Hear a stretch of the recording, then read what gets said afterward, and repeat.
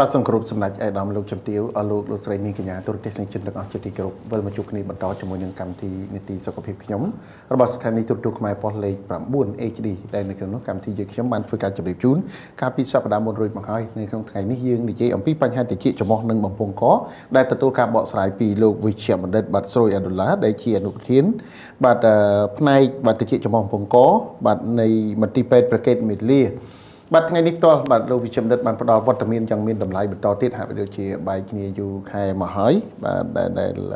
ភារកិច្ចដ៏មមាញឹករបស់លោកវិជ្ជបណ្ឌិតបាទដើម្បីបម្រើជូនដល់ប្រជាពលរដ្ឋរបស់យើងពាក់ព័ន្ធទៅនឹងបញ្ហាបាទសេវាតិចចំហបំពង់កនៅមន្ទីរពេទ្យប្រកេតមេលាផងដែរនោះថ្ងៃនេះយើងវិលមកជួបគ្នាជាបន្តជាមួយនឹងប្រធានបទតិចចំហបំពង់កដែលទទួលការបកស្រាយពីលោកបាទវិជ្ជបណ្ឌិតស្រួយអាដុល្លារផងដែរបាទដើមកម្មវិធីក៏សូមអនុញ្ញាតសូមជម្រាបសួរតែម្ដងបាទជម្រាបសួរបាទសុខសប្បាយជាទីបាទលោកវិជ្ជបណ្ឌិតបាទសុខសប្បាយធម្មតាអរគុណថ្ងៃនេះលោកវិជ្ជបណ្ឌិតបានផ្ដល់វត្តមានបន្តសម្រាប់កម្មវិធីពាក់ព័ន្ធទៅនឹងបញ្ហាតិចចំហបំពង់កដែលថ្ងៃនេះផ្ទាល់តែម្ដងទូរទស្សនិកជនអាចលើកឡើងជាសំណួរបានទៅលើបញ្ហា3ឯណោះបាទដែលជាគេហៅថាជំនាញផងលោកវិជ្ជបណ្ឌិតផ្ទាល់តែម្ដងគឺបញ្ហាត្រចៀកបញ្ហាចំហនិងបំពង់កព្រោះថាគឺជាជំនាញតែមួយបាទនៅលើផ្នែកកំណត់ខាងលើហ្នឹងគឺថាឥឡូវនេះគឺយើងបានរដូវធ្លាក់ខ្យល់បដាហើយនៅកម្ពុជារបស់យើងហើយអ្នកខ្លះគឺ allergy ទៅនឹងធាតុអាកាសអ្នកខ្លះទៀតគឺមួយចំនួននឹងផ្ដាសាយមិនចេះចំចេះហើយទេមិនថាផ្លូវរដូវត្រជាក់ឬមួយក៏រដូវក្តៅទេគឺថាតែងតែជួបប្រទះទៅនឹងបញ្ហានេះអញ្ចឹងថ្ងៃនេះផ្ទាល់តែម្ដងលោកវិជ្ជបណ្ឌិតបានផ្ដល់វត្តមានយ៉ាងមានតម្លៃបន្តទៀតជាមួយនឹងកម្មវិធីចង់ឲ្យលោកវិជ្ជបណ្ឌិតធ្វើការជម្រាបជូននៅក្នុងរយៈកាលដែលយើងទើបទៅដើមខែ11នេះមានខ្យល់ធ្លាក់ផងដែរនោះហើយកន្លងមកបើប្រៀបធៀបទៅនឹងឆ្នាំបាទ2017កន្លងផុតទៅសម្រាប់ឆ្នាំ2018ដែលយើងចិត្តផុតនឹងទៅហើយនោះគឺថាតើបញ្ហាតិចចំហបំពង់កមានការកើនឡើងទេសម្រាប់អ្នកជំងឺហើយសម្រាប់អ្នកជំងឺវិញតើមានការយល់ដឹងកម្រិតណាដែរនៅក្នុងពេលបច្ចុប្បន្ននេះអញ្ចឹងផ្ដើមកម្មវិធីក៏សូមផ្ដល់ជូនដល់លោកវិជ្ជបណ្ឌិតតែម្ដងបាទសូមអរគុណបាទហើយជាបឋមខ្ញុំបាទសូមអនុញ្ញាតជម្រាបសួរដល់សម្ដេចទ្រង់អាដាមលោកជំទាវអស់លោកស្រីពុកម៉ែមីងបងប្អូនទាំងអស់ដែលជាទូតទស្សនិកជនកំពុងតែតាមដានទស្សនាក្នុងកម្មវិធីសុខភាពខ្ញុំរបស់ស្ថានីយ៍ទូតទស្សន៍ខ្មែរប៉ុស្តិ៍លេខ 9បាទហើយក៏សូមអនុញ្ញាតជម្រាបសួរដល់លោកវិធីកបាទហើយដែលជារឿយៗបានអញ្ជើញលោកខ្ញុំមកក្នុងកម្មវិធីសុខភាពខ្ញុំរបស់ស្ថានីយ៍ទូតទស្សន៍ខ្មែរប៉ុស្តិ៍លេខ 9ដើម្បីខ្ញុំមានឱកាសបានចែករំលែកនៅចំណេះដឹងនិងបទពិសោធន៍ទាំងឡាយរបស់ខ្ញុំជូនដល់ប្រជាពលរដ្ឋយើងដែលកំពុងតែទស្សនានៅក្នុងកម្មវិធីនេះផងដែរបាទអរគុណបាទសូមបន្តបាទមួយរយៈកាលនេះយើងឃើញហើយថាក្រោយពីចូលដល់ខែ10ខែ11ហ្នឹងគឺចាប់ដើមធ្លាក់ខ្យល់បាទហើយពិធីបុណ្យអុំទូកក៏ជិតមកដល់ដែរប៉ុន្តែក្នុងនោះក៏យើងសង្កេតឃើញប្រជាពលរដ្ឋយើងមានបញ្ហាច្រើនទាក់ទងនឹងប្រព័ន្ធផ្នែកតិចចំហបំពង់កនឹងដែរហើយជាពិសេសហ្នឹងគឺសបោគាត់ផ្ដាសាយនឹងតែម្ដងបាទនៅពេលដែលប្រែប្រួលអាកាសធាតុយើងឃើញប្រហែលថ្ងៃមុនមានភ្លៀងមានអីផងអញ្ចឹងធ្វើឲ្យគាត់មានបញ្ហាទាក់ទងតិចចំហបំពង់កហើយក៏អាចបណ្ដាលឲ្យមានបញ្ហាដល់ផ្លូវដង្ហើមដែរដូច្នេះថ្ងៃនេះខ្ញុំក៏ដូចជាជំរាបខាងដើមជូនបងប្អូនពុកម៉ែមីងទាំងអស់ថាមានឱកាសបានចូលនៅក្នុងកម្មវិធីសុខភាពខ្ញុំរបស់ស្ថានីយ៍ទូតទស្សន៍ខ្មែរប៉ុស្តិ៍លេខ 9ដើម្បីផ្ដល់នៅចំណេះដឹងក៏ដូចជាបទពិសោធន៍របស់ខ្ញុំជូនដល់ពុកម៉ែមីងបងប្អូនទាំងអស់ហើយបើសិនជាបងប្អូនពុកម៉ែមីងដែលជាទូតទស្សនិកជនកំពុងទៅតាមដានទស្សនានៅក្នុងកម្មវិធីសុខភាពខ្ញុំក៏មានចម្ងល់ទាក់ទងនឹងបញ្ហាជំងឺត្រចៀកចំហឬបំពង់កអាចសួរមកខ្ញុំដោយផ្ទាល់បានបាទខ្ញុំនឹងធ្វើការបកស្រាយជូនដោយសង្ខេបដើម្បីកាត់បន្ថយនៅការចម្ងល់ឬក៏វិធីសាស្ត្រផ្សេងៗក្នុងការថែទាំសុខភាពទាក់ទងផ្នែកជំងឺត្រចៀកចំហនិងបំពង់កនេះបាទបាទអរគុណជាការពិតថ្ងៃនេះបាទការផ្ដល់វត្តមានជាបន្តសម្រាប់លោកវិជ្ជបណ្ឌិតឃើញថាប្រជាពលរដ្ឋរបស់យើងអាចគេហៅថាមានបញ្ហាទៅលើតិចចំហបំពង់កលើកឡើងជាសំណួរបានមកកាន់កម្មវិធីដែលមានប្រព័ន្ធទូរស័ព្ទនៅលើកញ្ចក់ទូរទស្សន៍ផងដែរហើយលោកវិជ្ជបណ្ឌិតស្វាគមន៍នៅក្នុងការលើកឡើងនៅប្រធានបទបាទពីបញ្ហាតិចចំហនិងបំពង់កផងដែរនោះហើយនៅក្នុងនោះផងដែរបាទលោកវិជ្ជបណ្ឌិតចង់ឲ្យលោកវិជ្ជបណ្ឌិតជម្រាបជាទីដំបូងចង់ឲ្យលម្អិតបន្តិចទៅលើប្រភេទជំងឺនីមួយៗនៃបញ្ហាតិចចំហនិងបំពង់កហើយចង់លើកឡើងនៅបញ្ហាបំពង់កមុនហើយបច្ចុប្បន្ននេះដោយសារវិទ្យាសាស្ត្រកាន់តែមានភាពជឿនលឿនទៅលើបច្ចេកវិទ្យាក៏ដូចជាគេហៅថាឧបករណ៍ទំនើបនេះពេលបច្ចុប្បន្ននេះដែលផ្ដល់ជាជំនួយដ៏មានសារៈសំខាន់សម្រាប់គ្រូពេទ្យឯកទេសជំនាញបាទជាពិសេសគឺទៅលើបញ្ហាបំពង់ក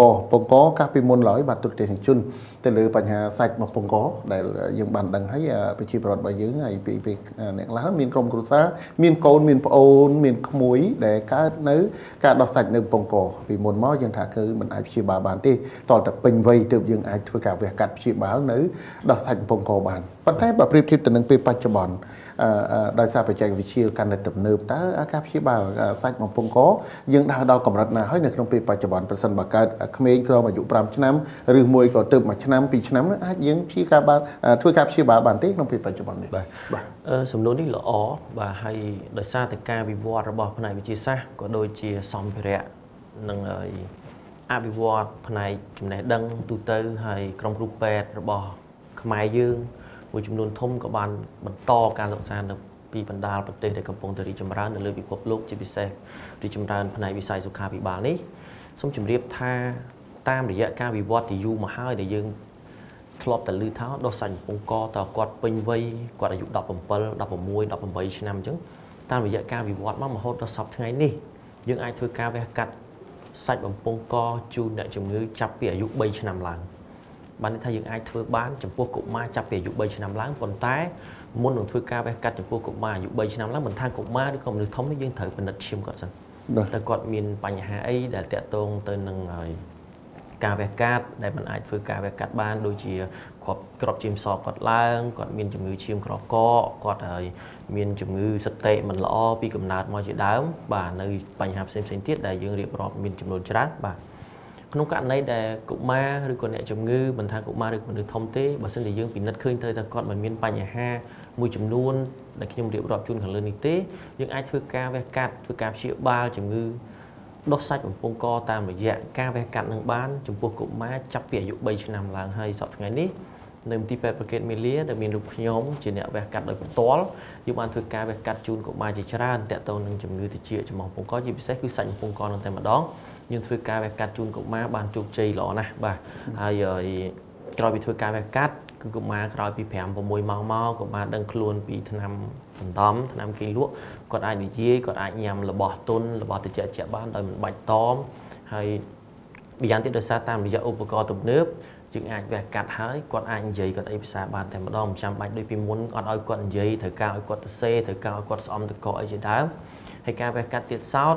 គឺអ្នកជំងឺសម្រាប់នៅមន្ទីរពេទ្យរយៈពេលខ្លីមិនដូចពីមុនទេគាត់វះកាត់ហើយគាត់មិនអាចនិយាយបានគាត់មិនអាចភាសាអីបានហើយគាត់ត្រូវទាមទារការសម្រាកនៅមន្ទីរពេទ្យរយៈពេលវែងអាច5ថ្ងៃឬក៏មួយសប្តាហ៍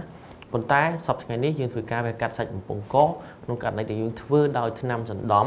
អ្នកជំងឺអាចគេងនៅមន្ទីរពេទ្យមួយយប់ហើយយ៉ាងយូរបំផុតត្រឹម2យប់នឹងបានហើយប៉ុន្តែក្នុងករណីដែលយើងវះកាត់ដោយថ្នាំស្ពឹកយើងអាចឲ្យអ្នកជំងឺចេញពីមន្ទីរពេទ្យនៅថ្ងៃវះកាត់តែម្ដងឬមួយក៏គេងមួយយប់ក្នុងករណីដែលគាត់មានផ្ទះឆ្ងាយពីមន្ទីរពេទ្យត្រូវធ្វើដំណើរមកលើសពី4ម៉ោងអានឹងយើងឲ្យគាត់គេងមួយយប់នៅមន្ទីរពេទ្យប៉ុន្តែក្នុងករណីដែលផ្ទះគាត់ជិតផ្ទះគាត់អីនឹងជាមួយមន្ទីរពេទ្យធ្វើដំណើរក្រោមរយៈពេល3ទៅ4ម៉ោងហ្នឹងយើងអាចអនុញ្ញាតឲ្យគាត់ត្រឡប់ទៅផ្ទះវិញនៅថ្ងៃវះកាត់តែម្ដងបាទបាទនេះគឺជាភាពងាយស្រួលនឹងផ្ដល់នៅគេហៅថាអ្វីដែលជាបច្ចេកវិទ្យាទំនើបទាន់សម័យពីវិស័យសុខាភិបាលហើយជាពិសេសនៅកម្ពុជារបស់យើងក៏មិនខុសប្លែកពីប្រទេសជិតខាងដែរបច្ចុប្បន្នបាទទូរទស្សនិកជនក៏ប៉ុន្តែយ៉ាងណាក៏ដោយប្រជាពលរដ្ឋរបស់យើងត្រូវការទាមទារនៅការគេហៅយកចិត្តទុកដាក់ពីសំណាក់ក្រុមគ្រូពេទ្យក៏ដូចជាមានជំនឿទុកចិត្តលើប្រជាពលរដ្ឋមួយចំនួនទេបាទមួយចំនួនតូចដែលលោកត្រូវបានគេហៅថាទៅរកសេវាព្យាបាលនៅក្រៅប្រទេសដែលមានផលលំបាកឬមួយក៏ចំណាយថវិកាកាន់តែច្រើនថែមទៀតដែលខាត់ទាំងពេលវេលានិងថវិកាបាទដែលយើងចេញទៅប្រទេសជិតខាងឬមួយក៏ទៅគេហៅសេវាខាងក្រៅប្រទេសផងដែរនោះបច្ចុប្បន្ននេះកម្ពុជារបស់យើងតាមរយៈការអភិវឌ្ឍនៃកម្ពុជាជាពិសេសគឺជាប្រទេសកំពុងអភិវឌ្ឍអញ្ចឹងឃើញថាវិស័យសុខាភិបាលបច្ចុប្បន្ននេះហាក់បីដូចជាមានសន្ទុះជឿនលឿនដោយវិស័យផ្សេងៗនៅកម្ពុជាផងដែរដែលក្រុមការខិតខំប្រឹងប្រែងពីប្រមុខរាជរដ្ឋាភិបាលក៏ដូចជាក្រសួងសុខាភិបាលផ្ទាល់តែម្ដងដែលបានពង្រឹងទាំងក្រុមសិលធម៌ក្រុមគ្រូពេទ្យក៏ដូចជាបច្ចេកវិទ្យាបាទបរិក្ខាររួមផ្សំដែលធ្វើឲ្យមានភាពងាយស្រួលដល់ក្រុមគ្រូពេទ្យក៏ដូចជាអ្នកជំងឺពីមុនដោយដែលលោកវិជ្ជបណ្ឌិតបានលើកឡើងហើយគេថាវះកាត់មួយសប្តាហ៍នោះបានយើងអាចវិលទៅផ្ទះបានឥឡូវនេះដោយសារបច្ចេកវិទ្យាការទំនើបក្រុមគ្រូពេទ្យមានបទពិសោធន៍និងជំនាញពិតប្រាកដនៅក្នុងការអនុវត្តទៀតនោះគឺធ្វើឲ្យអ្នកជំងឺគឺមានភាពងាយស្រួលច្រើន บัดจำนั้นเปรียนหนึ่งถ้าไปการทางติดพองแบบยังเก่งเหมือนสัปดาห์โดยการปีมนนั่งขาดเปรียนจนะไอ้เนี่ยจำนี้ก็ชื่อจับอยู่ได้บัดไอ้โดยการแวกกัดดมกรูดมปูนึกนองปูวินจังนึกนองปูเห็นจังไหนก็ได้อะไรนี่คือสูละยังเปิดจ่อไอ้ยังได้ละงี้สูมุกcái hai đợt một về nó người ta tú và phân cho cái chẳng thấy đều cho tạm một này pi này cho bên bạn này chẳng nghĩ rồi mình tên là trong pi bảy chục bọn bé con tình năng bánh ha bạn sạch chấm mỏ bạn xong tứcคือsạch bằng pong có cái đôi chỉ cà rịa đểធ្វើឲ្យវារ៉ាំរ៉ៃតើការរោគសញ្ញាទាំងពីរនេះវាផ្ដល់ចេញជារោគសញ្ញាអ្វីដែលប្រជាពលរដ្ឋជាពិសេសគឺអ្នកជំងឺនៅក្នុងកម្ពុជារបស់យើងដែលជួបប្រទេសក្នុងពេលបច្ចុប្បន្ននេះបាទលោកជំបាទអើតកតងទៅរោគសញ្ញាដែលបណ្ដាលនៅពេលដែលអ្នកជំងឺគាត់មានបញ្ហាដុសសាច់បំពង់កខ្ញុំសូមសង្ខេបបន្តិចសិនថាធាតុពិតយើងទាំងអស់គ្នាកើតមកគឺមានសាច់បំពង់កនឹងគ្រប់គ្នាតែម្ដងបាទប៉ុន្តែនៅឆ្លងកាត់ការរលាកដោយសារបណ្ដាលមកពីរលាកដោយផ្ទាល់បានន័យថាគាត់ញ៉ាំចំណីផ្សេងដែលធ្វើឲ្យលាកនៅនឹងកន្លែងឬក៏រលាកបណ្ដាលមកពីពពួកមេរោគឬពពួកបាក់តេរីជាដើមនោះយូរទៅវាបណ្ដាលឲ្យសាច់បំពង់កនោះវារីកធំឡើងបាទហើយសូមជម្រាបថាបើតកតងទៅនឹងការរលាករបស់សាច់បំពង់កបណ្ដាលពីពពួកបាក់តេរីឬក៏ពពួកវីរុសហ្នឹងភាគច្រើនគឺវាខ្លាំងយើងឱសថមួយចំនួនគឺពិបាកនឹងទៅសម្លាប់វាណាដូច្នេះហើយបានជាឃើញការលាប់ខ្មែរយើងហៅថាលាប់ហ្នឹងក្នុងមួយឆ្នាំគឺ5 6 ដងទៅនោះបាទហើយការលាប់នឹងទៀតក្នុងករណីដែលយើងលាប់មួយឆ្នាំពី5ទៅ6 ដងគេណែនាំឲ្យយើងធ្វើការវះកាត់បាទហើយបើសិនជាក្នុងករណីដែលមានបញ្ហាលាប់មិនលើសពី4ទៅ5ឬក៏6ដងដែលខ្ញុំជម្រាបជូនខាងដើមនឹងទេគឺយើងមិនបាច់ធ្វើការវះកាត់ទេយើងឲ្យគាត់ព្យាបាលដោយការទទួលទានឱសថហើយសួរថាតើវាស្ដែងចេញនៅរោគសញ្ញាអ្វីខ្លះយើងមានអារម្មណ៍ថាជំងឺនឹងស្ដែងចេញនៅរោគសញ្ញាប្រហាក់ប្រហែលនឹងយើងរលាកបំពង់កផ្ដាសាយធំអីចឹងដែរគឺគាត់អាចមានក្តៅខ្លួនគាត់អាចមានឈឺកគាត់មានក្អកមានស្លេសគាត់ពិបាកលាបចំណីអាហារជាដើមបាទរោគសញ្ញាទាំងអស់ហ្នឹងពេលខ្លះយើងគិតថារលាកបំពង់កប៉ុន្តែធាតុពិតមានតែគ្រូពេទ្យដែលមានជំនាញទៅជាចំោះក្នុងបំពង់កទេដែលគាត់អាចវាតម្លៃថាតើគាត់រលាកបំពង់កឬក៏រលាកសាច់បំពង់កនឹងតែម្ដងបាទហើយការព្យាបាលទៀតសោតគឺខុសគ្នាតែម្ដងបើសិនជាករណីរលាកបំពង់កធម្មតាយើងមិនចាំបាច់ថាព្យាបាលដល់ថ្នាំដែលខ្លាំងដែលអីជាដើមទេបាទតែក្នុងករណីដែលគាត់រលាកសាច់បំពង់កហ្នឹងគឺយើងអាចព្យាបាលថ្នាំខ្លាំងហើយរយៈពេលយូរហើយយើងត្រូវធ្វើការតាមដានទៀតតែផងបាទព្រោះថាការព្យាបាលវាមានកម្រិតរបស់វាដូចខ្ញុំជម្រាបខាងដើមក្នុងករណីដែលអ្នកជំងឺមានបញ្ហាលាប់ជំងឺរលាកសាច់បំពង់កហ្នឹងមួយឆ្នាំលើសពី4ទៅ5ដងយើងណែនាំឲ្យគាត់ធ្វើការវះកាត់ប៉ុន្តែក្នុងករណីដែលគាត់កើតតែម្ដងប៉ុន្តែកម្រិតធ្ងន់ធ្ងររបស់គាត់អាចបណ្ដាលឲ្យគាត់ប៉ះពាល់ដល់អាយុជីវិតរបស់គាត់ដូចជាគាត់អាចនឹងគេងថប់ដង្ហើមគេងអីជាដើមនេះដូច្នេះយើងនឹងធ្វើការណែនាំឲ្យគាត់ធ្វើការវះកាត់ចោលតែម្ដងក្នុងករណីដែលមានបញ្ហាហ្នឹងហើយអាចបណ្ដាលឲ្យប៉ះពាល់ដល់អាយុជីវិតរបស់គាត់បាទនេះគឺជាអ្វីដែលលោកជាផ្នែកបានធ្វើការបញ្ជាក់ជូនដល់ទូរទស្សនិកជនចឹងឃើញថាការឲ្យរលាកបំពង់កបណ្ដាលមកពីជំងឺផ្សេងដូចជាមានមេរោគនិងការជំងឺផ្ដាសាយនេះខ្លះក្អកផ្ដាសាយនឹងបាត់ពី1ឆ្នាំទល់1ឆ្នាំដែលទៅជួបគ្រូពេទ្យថាមានភាពអាឡែស៊ីនៅក្នុងការរស់នៅប្រចាំថ្ងៃរបស់ប្រជាពលរដ្ឋរបស់យើងតាមផ្ទះនីមួយៗតាមក្រុមគ្រួសារនីមួយៗហើយមួយចំនួនទៀតក្មេងៗវាអាចផ្ដាសាយរហូតអញ្ចឹងដោយសារធាតុអាកាសឬមួយក៏ឪពុកម្ដាយមិនបានយកចិត្តទុកដាក់ទៅលើការថែទាំវត្តធីតារបស់ខ្លួនផងដែរនោះផលរលាកដែលកើតនៅភាពរ៉ាំរ៉ៃយូរថាតើសម្រាប់ក្មេងវិញនោះមានផលប៉ះពាល់អ្វីខ្លះសម្រាប់ទៅអនាគតដែរទេបាទលោកជំរាបតើតើនឹងបញ្ហានេះខ្ញុំផ្ដោតបន្តិចភាគច្រើនកុមារដែលគាត់មានបញ្ហាច្រមុះដែលគាត់ចេះតែ allergy គាត់ចេះតែផ្ដាសាយញឹកញាប់ហ្នឹងមួយចំនួនធំគឺបណ្ដាលមកពីបញ្ហាសាច់ច្រមុះហ្នឹងហើយសាច់បំពង់កសំទុះក្នុងករណីខ្លះដែលគាត់គ្រូពេទ្យដែលគាត់អត់បានចាប់អារម្មណ៍គាត់គិតតែពីធ្វើការព្យាបាលទៅសាច់ច្រមុះបញ្ហាព្យាបាលទៅនឹងបញ្ហាដែលកើតមានឡើងនៅក្នុងច្រមុះគាត់អត់បានរកឫសគល់ដែលបណ្ដាលឲ្យមានបញ្ហានៅក្នុងច្រមុះហ្នឹងទេធាតុពិតកុមារមួយចំនួនធំ70ទៅ80%ដែលគាត់អាចបណ្ដាលមកពីបញ្ហាបំពង់កហ្នឹងធ្វើឲ្យគាត់មានបញ្ហានៅច្រមុះមូលហេតុធំ3ដែលយើងបារម្ភក្នុងករណីដែលគាត់មិនធ្វើការព្យាបាលទី1គឺកុមារអាចឈឺស្លាក់ដៃស្លាក់ជើងនៅថ្ងៃក្រោយទី2គាត់អាចមានចំហប្រះបេះដូងការជំងឺមួយចំហប្រះបេះដូងទី3គឺអាចយ៉ាងមួយគឺគាត់ឆាប់ខូចសាច់បេះដូងរបស់គាត់ហើយនៅពេលដែលគាត់ចាស់ទៅនេះយើងមិនគិតពីផលវិបាករួមផ្សំមួយចំនួនធំមួយចំនួនទៀតដូចជាអាចឲ្យគាត់ហឹងតិចគាត់បំបាយតិចគាត់ធ្លាយក្តារតិចគាត់បណ្ដាលឲ្យមានបញ្ហាallergy នៅច្រមុះរ៉ាំរ៉ៃឲ្យមានបញ្ហារលាកនៅប្រអប់ឆ្អឹងច្រមុះរ៉ាំរ៉ៃទៀតផងដែរបាទទាំងអស់នេះ cứ sắp tới chỉ bao nhiêu ha đại bản đa một pi cả này rồi liệt sạch bông có đại phía xa và chỉ bảo những có tay này thế đốt sạch bông có nè lúc trước này cáp chia ba là trầm trâu cứ miền thành chơi từ tì pet rồi có từ chuột group pet để miền chấm nín ai cái tiền chỉ một bông có còn anh phơi cá bị cừu hiểu bỏ còn anh phơi cá bị nứt chún mà sân nông cả này để cũng ma miền bao nhiêu ha chấm máu hai mình miền bao nhiêu ha với tẹt tôn từ nông bông có tới group pet chỉ một bông có còn nông này nóm oi bong ônយកបត់ធីតាត្រឡប់ទៅជួបគ្រូពេទ្យដែលមានជំនាញខាងផ្នែកកុមារវិញបាទនេះគឺជាប្រធានបទមួយដ៏មានសារៈសំខាន់នៅក្នុងថ្ងៃនេះគឺពាក់ព័ន្ធទៅនឹងបញ្ហាតិចចំហពងកដែលទូរទស្សនិកជនកំពុងតាមដានទស្សនាប្រសិនបើមានសំណួរអាចលើកឡើងបាននៅពេលដែលយើងបញ្ចប់ពីគ្រប់ទងជាតិរួចហើយនោះប៉ុន្តែសម្រាប់ពេលនេះមុននឹងបន្តរឿងរ៉ាវសំណួរពាក់ព័ន្ធទៅនឹងប្រធានបទនេះបន្តទៀតនោះកម្មវិធីយើងខ្ញុំអនុញ្ញាតសម្រាប់បន្តិចសិនបាទសូមអរគុណ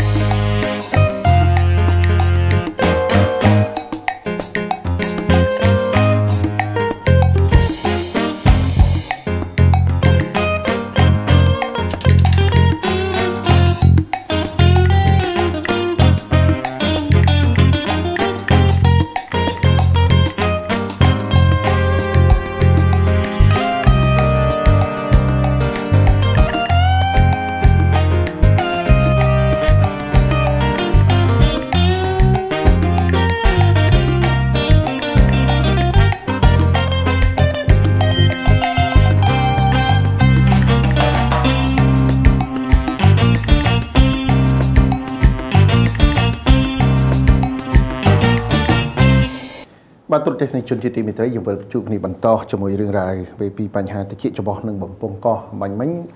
ទូរទស្សនិកជនបានស្ដាប់អំពីការលើកឡើងរបស់លោកវិជ្ជបណ្ឌិតអំពីបញ្ហាបាត់បំពង់កក៏ដូចជាការដោះសាច់បំពង់កដោយជាមួយនឹងបច្ចេកវិទ្យាទំនើបបច្ចុប្បន្នយើងអាចធ្វើការវះកាត់បានដោយមានភាពងាយស្រួលសម្រាប់បាត់ទាំងក្រុមគ្រូពេទ្យក៏ដូចជាអ្នកជំងឺផងដែរនោះពាក់ព័ន្ធទៅនឹងបញ្ហាតិចចំហពងកនេះដែរឥឡូវចង់ឲ្យលោកវិជ្ជបណ្ឌិតបន្តជាមួយនឹងរឿងរ៉ាវបញ្ហាចំហពីមុនមកយើងថាមិញយើងថាពីបញ្ហាដោះសាច់ពងកឥឡូវនេះបញ្ហាសាច់ចំហបាត់សាច់ចំហហ្នឹងគឺពីមុនមកយើងប្រើពាក្យថាជំងឺឬដងចំហបាទហើយជាមួយនឹងដោះសាច់ចំហហ្នឹងតើមានភាពខុសគ្នាត្រង់ចំណុចណាឬមួយក៏ជាការហៅរបស់ប្រជាពលរដ្ឋរបស់យើងតគ្នាឬមួយក៏បច្ចេកទេសខាងក្រមគ្រូពេទ្យទេបាទតើតើដល់ចំណុចនេះដែរក៏ខ្ញុំសូមជម្រាបដល់ពុកម៉ែមីមីបងប្អូនទាំងអស់ដែលកំពុងទស្សនានេះចំណុចនេះសំខាន់បើសិនជាយើងប្រើភាសាថាដោះសាច់ចំហថ្ងៃនេះគឺមិនមែនដោះទេអ្នកណាក៏មានដែរក្នុងចំហយើងមានសាច់3ដុំក្រោមកណ្ដាលនិងខាងលើបាទអញ្ចឹងនៅពេលដែលរលាករ៉ាំរ៉ៃទៅអាសាច់នេះក៏វាហើមយីរួមវាមានទម្រង់ប្រហាក់ប្រហែលនឹងសាច់ពងកដែរបាទនៅពេលដែលរលាករ៉ាំរ៉ៃយូរទៅវាបណ្ដាលឲ្យហើមដោះរីកធំយើងប្រើពាក្យថារីកដោយសារវាមានស្រាប់ហើយវារីកធំអាហ្នឹងខ្មែរយើងហៅដោះសាច់ចំហក្នុងករណីដែលប្រជាពលរដ្ឋយើងគាត់ហៅថាឬដងចំហគឺខុសពីចំណុចហ្នឹងឬដងចំហបានន័យថាកើតសាច់មួយដុំថ្មីតែម្ដងខុសពីធម្មជាតិដែលយើងកើតមកយើងអត់មានសាច់ហ្នឹងទេអញ្ចឹងក្នុងករណីដែលហៅយើងឬដងចំហហ្នឹងបានន័យថា កើតមកដុំឡើងមកតែម្ដងហើយឬដងច្រមុះហ្នឹងបើភាសាពេទ្យគេហៅ polyp ទេបាទវាមានតម្រង់វាមើលទៅពណ៌សដូចខ្លាញ់ត្រីយើងអញ្ចឹងបាទអាហ្នឹងបានខ្មែរយើងហៅឬដងច្រមុះហើយការព្យាបាលទៀតសោតគឺវាខុសគ្នាស្រឡះតែម្ដងករណីខ្មែរយើងហៅដុសសាច់ច្រមុះបានន័យថាវារីកទេធាតុពិតដំណើរនៃការរីករបស់សាច់ច្រមុះដែលមាននៅក្នុងច្រមុះយើងស្រាប់ដែលឆ្លងកាត់ការរលាកច្រើនដងមកយើងភាគច្រើនយើងប្រើថ្នាំបាទអីបាញ់ឲ្យវារួញបណ្ដោះអាសន្នក្នុងករណីដែលអត់រួញទេយើងអាចធ្វើពីមុនមកគេចាក់ថ្នាំចាក់ចូលទៅក្នុងច្រមុះឥឡូវឆ្លងកាត់ការវិវត្តមកការចាក់ថ្នាំហ្នឹងវាប៉ះពាល់សុខភាពច្រើនវាធ្វើឲ្យប៉ះពាល់កាពះថ្នាំចាក់ហ្នឹងទី1ប៉ះពាល់កាពះធ្ងន់ធ្ងរតែម្ដងទី2ក្នុងករណីដែលគ្រូពេទ្យចាក់គាត់មិនមានជំនាញច្បាស់លាស់វាអាចឲ្យខ្វាក់ភ្នែកតែម្ដងបាទអញ្ចឹងហើយម៉ូតូសប្តាហ៍ថ្ងៃនេះគេបដូរមិនមែនម៉ូតូសប្តាហ៍ថ្ងៃនេះក្រោយមកគេបដូរមកតាមរយៈបងប្អូនពុកម៉ែប្រជាពលរដ្ឋបានធ្លាប់ឮគេដុតសាច់ច្រមុះដុតប៉ុន្តែការដុតហ្នឹងដុតបានតែស្រទាប់សាច់ច្រមុះខាងក្រៅទេថ្ងៃក្រោយទៅអត់យូរទេប្រហែលជា2-3 ឆ្នាំហ្នឹងគឺគាត់អាចនឹងរីកហើមសាច់ហ្នឹងមកវិញហើយម៉ូតូសប្តាហ៍ថ្ងៃគេធ្វើផ្លាស្ទីបានន័យថាម៉េចបានន័យថាគេសកាត់សាច់ច្រមុះហ្នឹងដែលវាប៉ោងមកហ្នឹងឲ្យវារួញចេញទៅក្រៅទៅឲ្យវាទៅខាងក្រៅវិញបាទដើម្បីទុកឲ្យផ្លូវធ្វើដំណើររបស់ខ្យល់ដែលយើងដកដង្ហើមចេញនឹងចូលទៅបានទលាយហើយបានគេដុតសាច់ច្រមុះហ្នឹងហើយការដុតគេអត់ដុតខាងក្រៅទៀតឥឡូវនេះដោយសារតែដុតខាងក្រៅវាមានកម្មវាអាចដោះនៅពេលដែលវារបូតកម្មរបូតឲ្យវាអាចមានឈាមអញ្ចឹងគេមានឧបករណ៍គេមួយទូចចាក់ចូលទៅក្នុងសាច់ច្រមុះហ្នឹងតែម្ដងហើយបានគេដុតប្រើកាមេរ៉ាស្មីដុតពីក្នុងមកវិញអញ្ចឹងនៅពេលដែលវាដុតទៅពីក្នុងទៅវាអត់មានរបួសស្នាមនៅខាងក្រៅទេហើយនៅពេលដែលដុតពីក្នុងហើយថ្ងៃក្រោយទៅវានឹងអាប់សបបានន័យថាវានឹងសំយោគដោយខ្លួនឯងនៅកម្មដែលនៅខាងក្នុងហ្នឹងចេញអស់ដោយខ្លួនឯងហើយវាទទួលលទ្ធផលល្អមែនទែនហើយបើសិនជាអ្នកជំងឺគាត់ចេះថែទាំសុខភាពបានន័យថាបើគាត់មានបញ្ហាផ្ដាសាយមានបញ្ហារលាកច្រមុះគាត់អញ្ជើញទៅជួបគ្រូពេទ្យឲ្យបានទៀងទាត់នឹងពិសាថ្នាំតាមវិជ្ជាបញ្ជាដែលគ្រូពេទ្យណែនាំបានត្រឹមត្រូវនោះខ្ញុំអាចហ៊ាននិយាយថាឬក៏អាចសឹងតែហ៊ានធានាថាមួយជីវិតនេះគាត់អត់មានបញ្ហារីកសាច់ច្រមុះនឹងមកវិញទេប៉ុន្តែក្នុងករណីជំងឺឬដងច្រមុះសប្តាហ៍នេះគេបែងចែកឬដងច្រមុះជា3ប្រភេទបាទហើយជា4កម្រិតក្នុងករណីឬដងច្រមុះប្រភេទដែលកើតនៅសងខាងច្រមុះបានន័យថាមានទាំងសងខាងយើងអត់និយាយថាមានឬដងតែមួយចំហៀងទេសប្តាហ៍នេះតាមរយៈការសិក្សារបស់ខ្ញុំឃើញថាជាមួយនឹង professor មួយសាស្ត្រាចារ្យយើងមួយចំនួននៅស្រុកខ្មែរក៏ដូចជាបរទេសហើយយើងបានសង្កេតឃើញថាក្នុងករណីដែលមានឬដងច្រមុះសងខាងទោះបីកម្រិតទី1កម្រិតទី2កម្រិតទី3ឬក៏កម្រិតទី4ដែលជាកម្រិតចុងក្រោយក៏ដោយយើងមានលទ្ធភាពព្យាបាលគាត់តាមរយៈការប្រើប្រាស់ថ្នាំប៉ុន្តែការប្រើប្រាស់នេះវាថ្នាំដែលយើងប្រើប្រាស់វាប៉ះពាល់កាពះប៉ះពាល់អីគាត់តិចទី1ទី2គាត់យើងទាមទារនៅការតស៊ូមកន័យថាម៉េចគាត់ត្រូវទទួលទានឱសថឲ្យបានទៀងទាត់តាមអ្វីដែលយើងបានជម្រាបគាត់បាទនឹងការព្យាបាលក្នុងករណីដែលមានឬដងច្រមុះតែមួយចំហៀងយើងគ្មានវិធីណាហើយការសិក្សាណាមួយច្បាស់លាស់ទេថាវាអាចព្យាបាលដោយវិធីថ្នាំបានយើងមានតែមួយគត់គឺយើងធ្វើការព្យាបាលឬដងច្រមុះដែលកើតឡើងនៅមួយចំហៀងតាមរយៈការព្យាបាលដោយវិធីកាត់វិធីសាស្ត្រវះកាត់តែម្ដងបាទ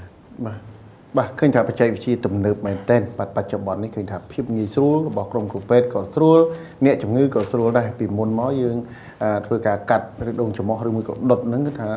ប្រើពេលវេលានៅក្នុងការឲ្យអ្នកជំងឺត្រូវថែទាំសុខភាពយ៉ាងម៉េចត្រូវថ្នមត្រូវតមអីខ្លះកុំឲ្យវាមានផលប៉ះពាល់នៅពេលដែលកម្មនឹងជ្រុះមកដោយលោកវិជ្ជបណ្ឌិតបានលើកឡើងអញ្ចឹងគឺវាអាចនឹងរលាត់ទៅជាឈាមបាទដែលអាចធ្វើឲ្យហូរខ្លាំងទៅធ្វើឲ្យអ្នកជំងឺពេលខ្លះអាចវិលមកដែរបាទនេះគឺជាបញ្ហាផ្ដល់នូវភាពងាយស្រួលសម្រាប់ទូទៅជនមួយវិញទៀតបាទលោកវិជ្ជបណ្ឌិតសប្តាហ៍ថ្ងៃនេះវាមានគេហៅថា clinic ឯកជនមួយចំនួនជាពិសេសគឺជា clinic កូនកាត់អីអញ្ចឹងទៅថាមកការព្យាបាលបាទដោយការដាក់ថ្នាំបាទការដាក់ថ្នាំទៅលើសាច់ច្រមុះឲ្យរួញឲ្យជាសះស្បើយក្នុងមួយពេលឬពីរពេលនៃការដាក់ថ្នាំរបស់បច្ចេកវិទ្យាថ្មីនេះថាតើវាសមស្របទៅនឹងការព្យាបាលតាមបែបវិទ្យាសាស្ត្រដែរទេឬមួយយ៉ាងម៉េចបាទទាក់ទងដល់បញ្ហានេះគឺខ្ញុំសូមឆ្លៀតឱកាសជម្រាបជូនដល់ពុកម៉ែមីបងប្អូនទាំងអស់ថាមកទល់សប្តាហ៍ថ្ងៃនេះខ្ញុំមិនទាន់ឃើញមានឯកសារណាមួយដែលបានបញ្ជាក់ថាការព្យាបាលដោយការបន្តថ្នាំហើយខ្ញុំធ្លាប់បានជួបអ្នកជំងឺជាច្រើនដែលបានមកជួបខ្ញុំក្រោយពីមានបញ្ហាបន្តដាក់ថ្នាំនៅក្នុងច្រមុះហ្នឹងមានសង្កេតថាគេប្រើពពួកប្រភេទអាស៊ីតខ្សោយដាក់ទៅក្នុងច្រមុះហ្នឹងមកទល់សប្តាហ៍ថ្ងៃនេះខ្ញុំមិនទាន់រកឃើញឯកសារណាមួយដែលបានបញ្ជាក់ថាការព្យាបាលនេះត្រឹមត្រូវទេដូច្នេះខ្ញុំសូមជម្រាបថាយើងបងប្អូនពុកម៉ែមីមីត្រូវផ្ដោតអារម្មណ៍ថាហេតុអីបានជាយើងព្យាបាលមានអារម្មណ៍ថាស្រួលម៉េះគ្រាន់តែមកដល់ញុកសលៃចូលចប់ គ្រូពេទ្យឯកទេសទៅជាចំពោះបង្កឆ្លងកាត់ការបណ្ដុះបណ្ដាលជំងឺជាវិជ្ជបណ្ឌិតគេហៅ family doctor វិជ្ជបណ្ឌិតទូទៅរយៈពេល8ឆ្នាំបន្តការសិក្សាគ្រូពេទ្យឯកទេសទៅជាចំពោះបង្ករយៈពេល5ឆ្នាំទៀតបានបញ្ចប់ដូច្នេះខ្ញុំគិតថាបើសិនជាគ្រាន់តែការព្យាបាលតាមរយៈការដាក់ថ្នាំប៉ុណ្ណឹងយើងមិនចាំបាច់ចំណាយពេលរៀនយូរទេបាទដូច្នេះខ្ញុំគិតថាដោយសារតែខ្ញុំប្រើពាក្យថាគិតថាព្រោះខ្ញុំមិនទាន់បានឃើញឯកសារណាមួយហើយខ្ញុំក៏មិនដែលបានរៀនពីវិធីសាស្ត្រហ្នឹងពីគ្រូខ្ញុំមកខ្ញុំបានរៀនច្រើនប្រទេសទាំងក្នុងប្រទេសទាំងក្រៅប្រទេសដូច្នេះខ្ញុំមិនទាន់ឃើញឯកសារណាមួយទេខ្ញុំក៏បានឆ្លងកាត់ការបណ្ដុះបណ្ដាលវគ្គខ្លីថែមទៀតជារៀងរាល់ខ្ញុំតែងតែទៅអាប់ដេតចំណេះវិជ្ជារបស់ខ្ញុំនៅក្រៅប្រទេសខ្ញុំមិនទាន់បានឃើញឯកសារណាមួយដែលសរសេរថាការដាក់អាស៊ីតនៅក្នុងចំហហ្នឹងគឺជាការព្យាបាលដ៏ត្រឹមត្រូវមួយនេះទេដូច្នេះខ្ញុំគិតថាការព្យាបាលនេះមិនមែនជាការព្យាបាលមួយត្រឹមត្រូវទេបាទដែលបច្ចុប្បន្ននេះប្រជាជនកម្ពុជារបស់យើងគឺថាមានភាពងាយស្រួលគាត់ថាมันពិបាកមិនឈឺចាប់ហើយចំណាយពេលវេលាខ្លីសម្រាប់ពួកគាត់ដើម្បីទៅរកសេវាព្យាបាលផងដែរនោះដូចដែលលោកវិជ្ជបណ្ឌិតបានជម្រាបហើយបាទទ្រុឌទេសនិកជននេះគឺជាវិធីសាស្ត្រមួយដែលយើងមិនទាន់អាចជឿជាក់ឬក៏មានទំនុកចិត្ត 100% នៅឡើយទេព្រោះថាដោយសារបច្ចេកវិទ្យាផ្នែកសុខាភិបាលមិនមានការដាក់នៅបាត់អាស៊ីតដោយដែលលោកវិជ្ជបណ្ឌិតបានជម្រាបជូននៅក្នុងចំហដើម្បីឲ្យសាច់ចំហដែលរីកធំពិបាកក្នុងការដកដង្ហើមសម្រាប់អ្នកជំងឺនោះបានជាសះស្បើយ 100% ដោយសារវិធីនេះនោះឡើយបាទអញ្ចឹងខ្ញុំសូមបន្ថែមកន្លែងនឹងបន្តិចតើតើនឹងការព្យាបាលចំហម៉ូតូសប្តាហ៍នេះយើងចំណាយថវិកាច្រើនណាស់ដើម្បីធ្វើការព្យាបាលជូនប្រជាពលរដ្ឋយើងឲ្យបានល្អតាមរយៈការទិញម៉ាស៊ីនទំនើបមានតម្លៃថ្លៃបាទប្រហែលជាជាង$10,000បាទ$11,000-12,000ដូច្នេះខ្ញុំគិតថាបើសិនជាការព្យាបាលនឹងជាការព្យាបាលមួយត្រឹមត្រូវគ្រូពេទ្យក៏ដូចអ្នកវិទ្យាសាស្ត្រគេមិនចាំបាច់បង្កើតម៉ាស៊ីនឬក៏គ្រូពេទ្យមិនចាំបាច់ចំណាយថវិកាទៅទិញម៉ាស៊ីននឹងយកមកព្យាបាលចំហហើយបាទព្រោះគ្រាន់តែទិញថ្នាំអាស៊ីតខ្សោយនឹងយកមកដាក់ក្នុងសលៃញាក់ចូលទៅចំហប៉ុណ្ណឹងខ្ញុំគិតថាគ្រូពេទ្យមិនចាំបាច់ចំណាយលុយទៅទិញសម្ភារៈឧបករណ៍ទំនើបដែលមានតម្លៃថ្លៃយកមកព្យាបាលទេដូចសពថ្ងៃនេះគ្រាន់តែម៉ាស៊ីនសម្រាប់ថតឆ្លោះមួយយើងមិនបាច់ដល់មានសម្ភារៈសម្រាប់ជំនួយក្នុងការវះកាត់ផងម៉ាស៊ីននឹងមានតម្លៃដល់ជាង$10,000បាទហើយដូច្នេះខ្ញុំនៅតែបដោតសំខាន់ខ្ញុំនៅចង់បញ្ជាក់ថាការព្យាបាលនេះមិនមែនជាការព្យាបាលមួយដ៏ត្រឹមត្រូវទេបាទអរគុណបាទសម្រាប់លោកវិជ្ជបណ្ឌិតហើយនៅក្នុងនោះផងដែរយើងហាក់បីដូចជាឆ្លងនៅលើកឡើងជាសំណួរបន្តិចពាក់ព័ន្ធទៅនឹងរោគសញ្ញាពីបញ្ហាសាច់ច្រមុះឬមួយក៏ឬដងច្រមុះដែលលោកវិជ្ជបណ្ឌិតបានធ្វើការជម្រាបហើយគឺវាខុសគ្នាស្រឡះនៅអ្វីដែលជាការនិយាយតគ្នារបស់ប្រជាពលរដ្ឋនៅពេលបច្ចុប្បន្នតើឬដងច្រមុះក៏ផ្ដល់នៅរោគសញ្ញាណាខ្លះដែរសម្រាប់ប្រជាពលរដ្ឋរបស់យើងជាទូទៅដែលគាត់អាចកត់ចំណាំឬមួយក៏គាត់អាចដឹងថាគាត់មានបញ្ហាឬដងច្រមុះកំពុងតែកើតមានលើបុគ្គលជាពិសេសគឺលើរូបពួកគាត់ផងដែរបាទ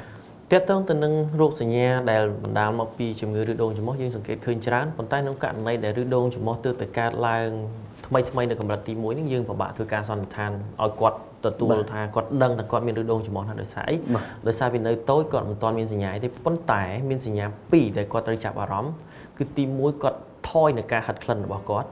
់ទី2គឺគាត់ឧស្សាហ៍កណ្ដាស់បានន័យថាកណ្ដាស់ឈិតហ្នឹងគឺគាត់ឧស្សាហ៍ណាស់បាទហើយនៅពេលដែលគាត់កណ្ដាស់គឺគាត់ហៀសបោមកហៀសបោមកនេះជាចំណុច2ដែលយើងត្រូវគិតតែបងប្អូនម៉ែប្រជាពលរដ្ឋត្រូវចំណាំថាពេលដែលមានបញ្ហាហ្នឹងត្រូវឆាប់មករកគ្រូពេទ្យដែលមានជំនាញខាងគ្រូតិចចំពោះពងកដើម្បីយើងធ្វើការពិនិត្យព្យាបាលជូនប៉ុន្តែក្នុងករណីដែលជំងឺឬដងច្រមុះកើតឡើងរីកធំធាត់មកដល់កម្រិតទី2កម្រិតទី3ឬកម្រិតចុងក្រោយយើងងាយស្រួលគឺគាត់តឹងច្រមុះតែម្ដងគាត់ដកដង្ហើមអត់រួចនិងគាត់ហិតក្លិនមិនដឹងតែម្ដងបាទអរគុណសម្រាប់លោកវិជ្ជបណ្ឌិតបានចូលរួមនៅក្នុងការបកស្រាយទៅលើបញ្ហាបាតុភិច្រមុះពងកនៅក្នុងថ្ងៃនេះហើយបន្ទាប់ពីវគ្គបាទ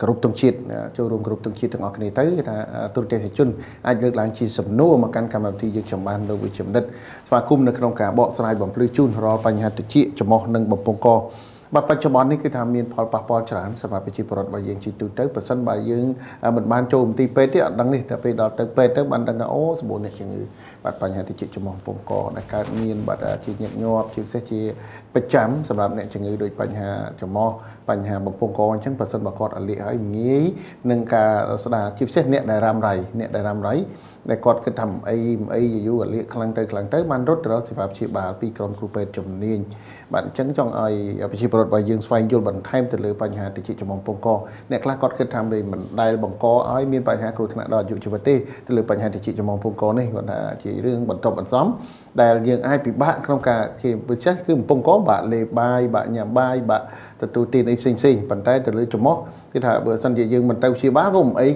còn là nó còn ngu bạn dây trên bị bạn đội tầng hai bạn kinh bạn ấy tại phần nào có vấn đề tôi testing chung cho đôi chi bảo rồi dương lúc ở ban kết ở si chồng rồi nó bây giờ dương tục ở làm đây dù tới với ai khai tới chia chồng ngư sĩ đôi chia chồng ngư cài mà hà ri chẳng tới với ai nôm ói miên bánh há đó nè chồng ngư chim sẽ cứ nó bây giờ chiên châu đó tầm nã ca đâu hay trong slide cái cô bị hụt về tại hơi bạn sầm rạp chi bảo rồi dương đâu bạn tôi test sinh chung chỉ mình thấy môn nâng bản to bạn sầm nô còn đôi chỉ cả choi top trong môi nâng cả lực lái chi sầm nô pi tôi test sinh chungในขนมvẹn bản to pi châu rung group tung chuyện này tới cam thi giờ khiếm xong ảnh nhạt từ từ sợt em đâu bạn sầm rạpไปที่xong ảnh nhạt sầm rạpมันติดชั้นนำไปchâu rung group tung chuyện nângคลีนชิดถึงออกกันนี่bạnสมอคุณ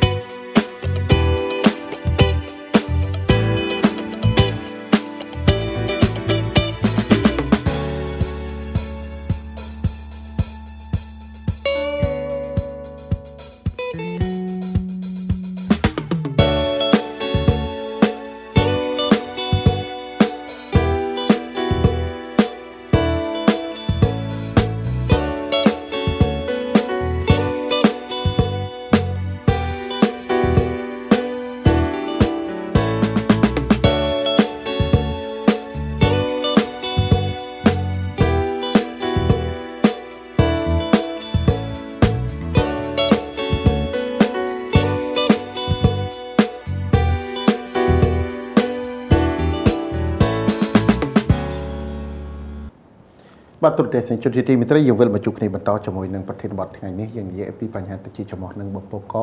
ដែលទទួលការបកស្រាយពីលោកវិជ្ជបណ្ឌិត Sroy Adolar ដែលជាអនុប្រធានផ្នែកបាត់ទឹកជាចំហបំពង់កនៃមន្ទីរពេទ្យព្រះកេតមេលា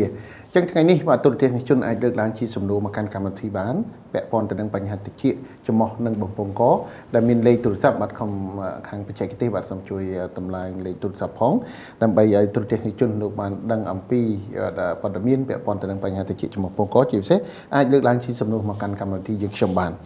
ឥឡូវនេះយើងនៅសល់ផ្នែកបញ្ហាតិចមួយទៀតដែលឡើងមិញយើងនិយាយបញ្ហាបំពង់កចំោះរួចមកហើយពីបញ្ហាតិចដែលភាគច្រើនយើងដឹងហើយតគ្នាបញ្ហាតិចដែលតែងតែកើតមានឡើងដែរអ្នកខ្លះអត់ដឹងថាតិចមិនតិចឈឺតិចកើតដែលមកទល់នឹងពេលបច្ចុប្បន្ននេះលោកវិជ្ជបណ្ឌិតមានបទពិសោធន៍ពាក់ព័ន្ធទៅនឹងបញ្ហាតិចចំោះបំពង់កភាគច្រើនអ្នកជំងឺរបស់យើងកើតឡើងទៅលើបញ្ហាតិចបណ្ដាលមកពីកត្តាអ្វីខ្លះហើយទៅលើជំងឺអីខ្លះដែលកើតមាននៅផ្នែកតិចនេះមួយនោះបងបាទនៅតិចក៏មានជំងឺច្រើនដែរបាទហើយភាគច្រើនប្រជាពលរដ្ឋដែលបញ្ជួបយើងភាគច្រើនគឺគាត់មានបាយតិចឬលាតិចនឹងតែម្ដងបាទហើយចំពោះមនុស្សធំ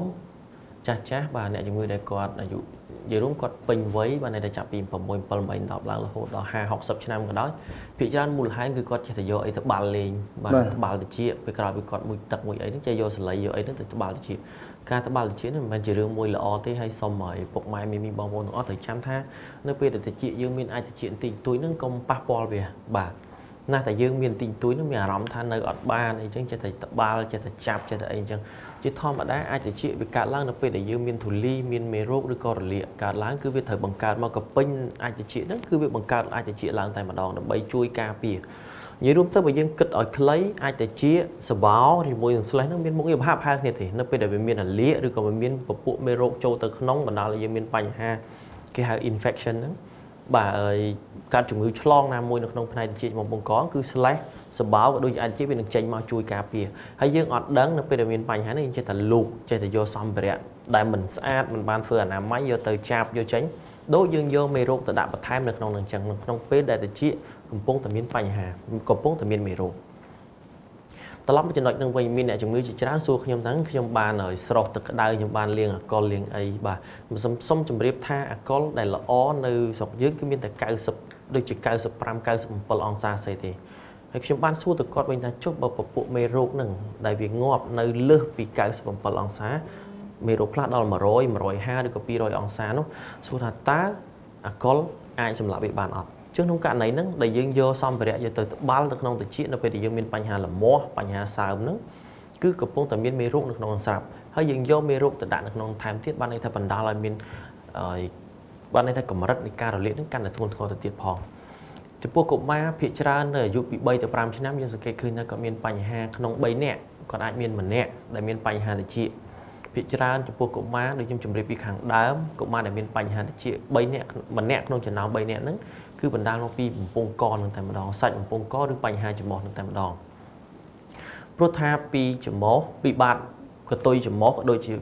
จงปงกรนั้นขังกรอยปงกรนั้นมีบอกปงมวยแต่ตัวนั้นแต่เชี่ยกันได้บอกปงไม้มีบอกปนเคยยันไปได้ยังจีจนฮะยังขังแต่เชี่ยยังไอ้นั้นแกเอายังเล็บตัวหมดวันนี้เราเป็นปงมวยตำแหน่งตำดองเขาเนี่ยจึงต้องการในได้กุมามีปัญหาใส่ปงกรก็โดยจีปัญหาจมอเฮียสบายเลี้ยจมอรำไรนั้นก็บรรดาอะไรก็มีปัญหาtới nên chị đại cứ bảy để chị chọn hay bom ôn phục mai mi có bàn chỉ điệp hay thà cục mai phía chân cứ con miền Pành Hà plei đường hàm đường tạm đòn chứ nó bây giờ con miền Pành Hà plei đường hàm cứ ai nghi nâng oi bị vót tới Pành Hà để chị vào tham tiệt đại chỉ các bất bát đôi đại lục chìm nét bàn thôi cả chụp điệp chún và Pành Hà để chị đại thôi ai liệt vì miền cái ta rum sắm mình để cả làng đòi ấy rừng muối có cả làng pi Pành Hà vay để chỉ cả bẹ pon chim sẽ cứประเภทchùm người cả làng một tí bàn tay giang na cái đó cứ chỉ cái ta rum sắm pi cái ta mนุษย์để dương chết tay rồi bữa đấy để cái lá mỏ tí tí cái quạt ở dầu slab món mà rừng muối có chưa chỉ là bỏ rừng để ai quạt nâng ai chặt thưa ấy cái hai đã trôi tới thưa ấy bạt rồi mỏ này thì chỉ bỏ cọt bàn tay cọt đang pi pol pi cái ta đây thưa ấy rồi liệt thì chị để lúc với chấm đất ban lực lang mau pi chim sẽ cứ nè tháp bảo chỗ chết tháp bảo rồi mới có kỳ chụp ngư để cài lang pi thom chếtอย่างนั้นนู้นถ้าที่ค่าสำคัญไปชีพรอดกู้แต่มีวิธีในการการเปลี่ยนโดยกำหนดนั้นได้บัดดูชมđượcบ้าเอ้ยกระตาตีมุ้ยคือยืนเตยเถื่ออนามัยนั่นแต่ดอกมาอนามัยคือถ้ายืนสำอาแต่เชี่ยใช้โดยตามระยะครูเป็ดพวกครูเป็ดซ้ำไปแล้วบอกครูเป็ดกอดบานสำหรับเมโรตามมาซึ่งสำหรับเมโรคือกรุบกำไดบอกกอดนะอ่านว่ามาซึ่งคล้ายด่าตลอดมาร้อยห้ามาร้อยแปดด้วยกับปีร้อยเชี่ยงก็มีไหนบ่าดูชิเนี่ยยืนจะบ้าทำเมโรได้อ่านบรรดาอะไรฉลองคือไปงอบ่อยจังนึกไปแต่ยืนเตยสำอาในมันตีเป็ดคือยืนจะบ้าท่าหนังบานหล่อตีมวยที่พี่น้องการในเดี๋ยวพวกไม้มีบอมโอมีอารมณ์ทันหล่อม้อยังซ้ำจำเดือดท่านนับเป็นเดี๋ยวมีหล่อม้อนับเป็นเดี๋ยวมีสาวมีอารมณ์แต่ชื่อพวกไม้มีบอมโอแต่จำท่าจักรดำหล่อเลี้ยตะเชีย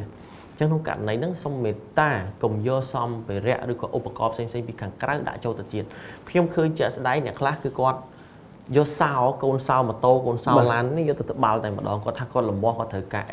ให้ยังดังถ้าโกนสาววิกกริบปนนะให้ได้เนี่ยคลาย่อได้มีนกระจอกปกบองคลาสมัยแต่โปรก็กอดอย่างโกนได้ยังเพิ่งกระจอกกอดไว้สู้กอดเต้ก็ถ้าตกตะเจียว่ายังมันดังถ้าได้ยังวิกกริบฟอกปนนาเต้คือยังโยตึกตะเจียนั้นจังหวะในท่านเป็นเดี๋ยวมีหล่อม้อเป็นเดี๋ยวมีซ้ำตะเจียหายกดเจตโยกระจอกย่อซ้ำไปเดี๋ยวปีขังใกล้แต่โจตะจังโดยนอมโยปปุเมโรตะยังจังวิธีการเปี้ยน้องชมเบียบท่ายืงแต่จูเป็ดเอากอดสมาร์ทน้องการในเดี๋ยวมีปัญหาครูเป็ดไอปีนัดมือก็เราปีสมาร์ทถ้าเบอร์เซนต์ยังกอดมีปัญหาไอ้มันแทมเทียด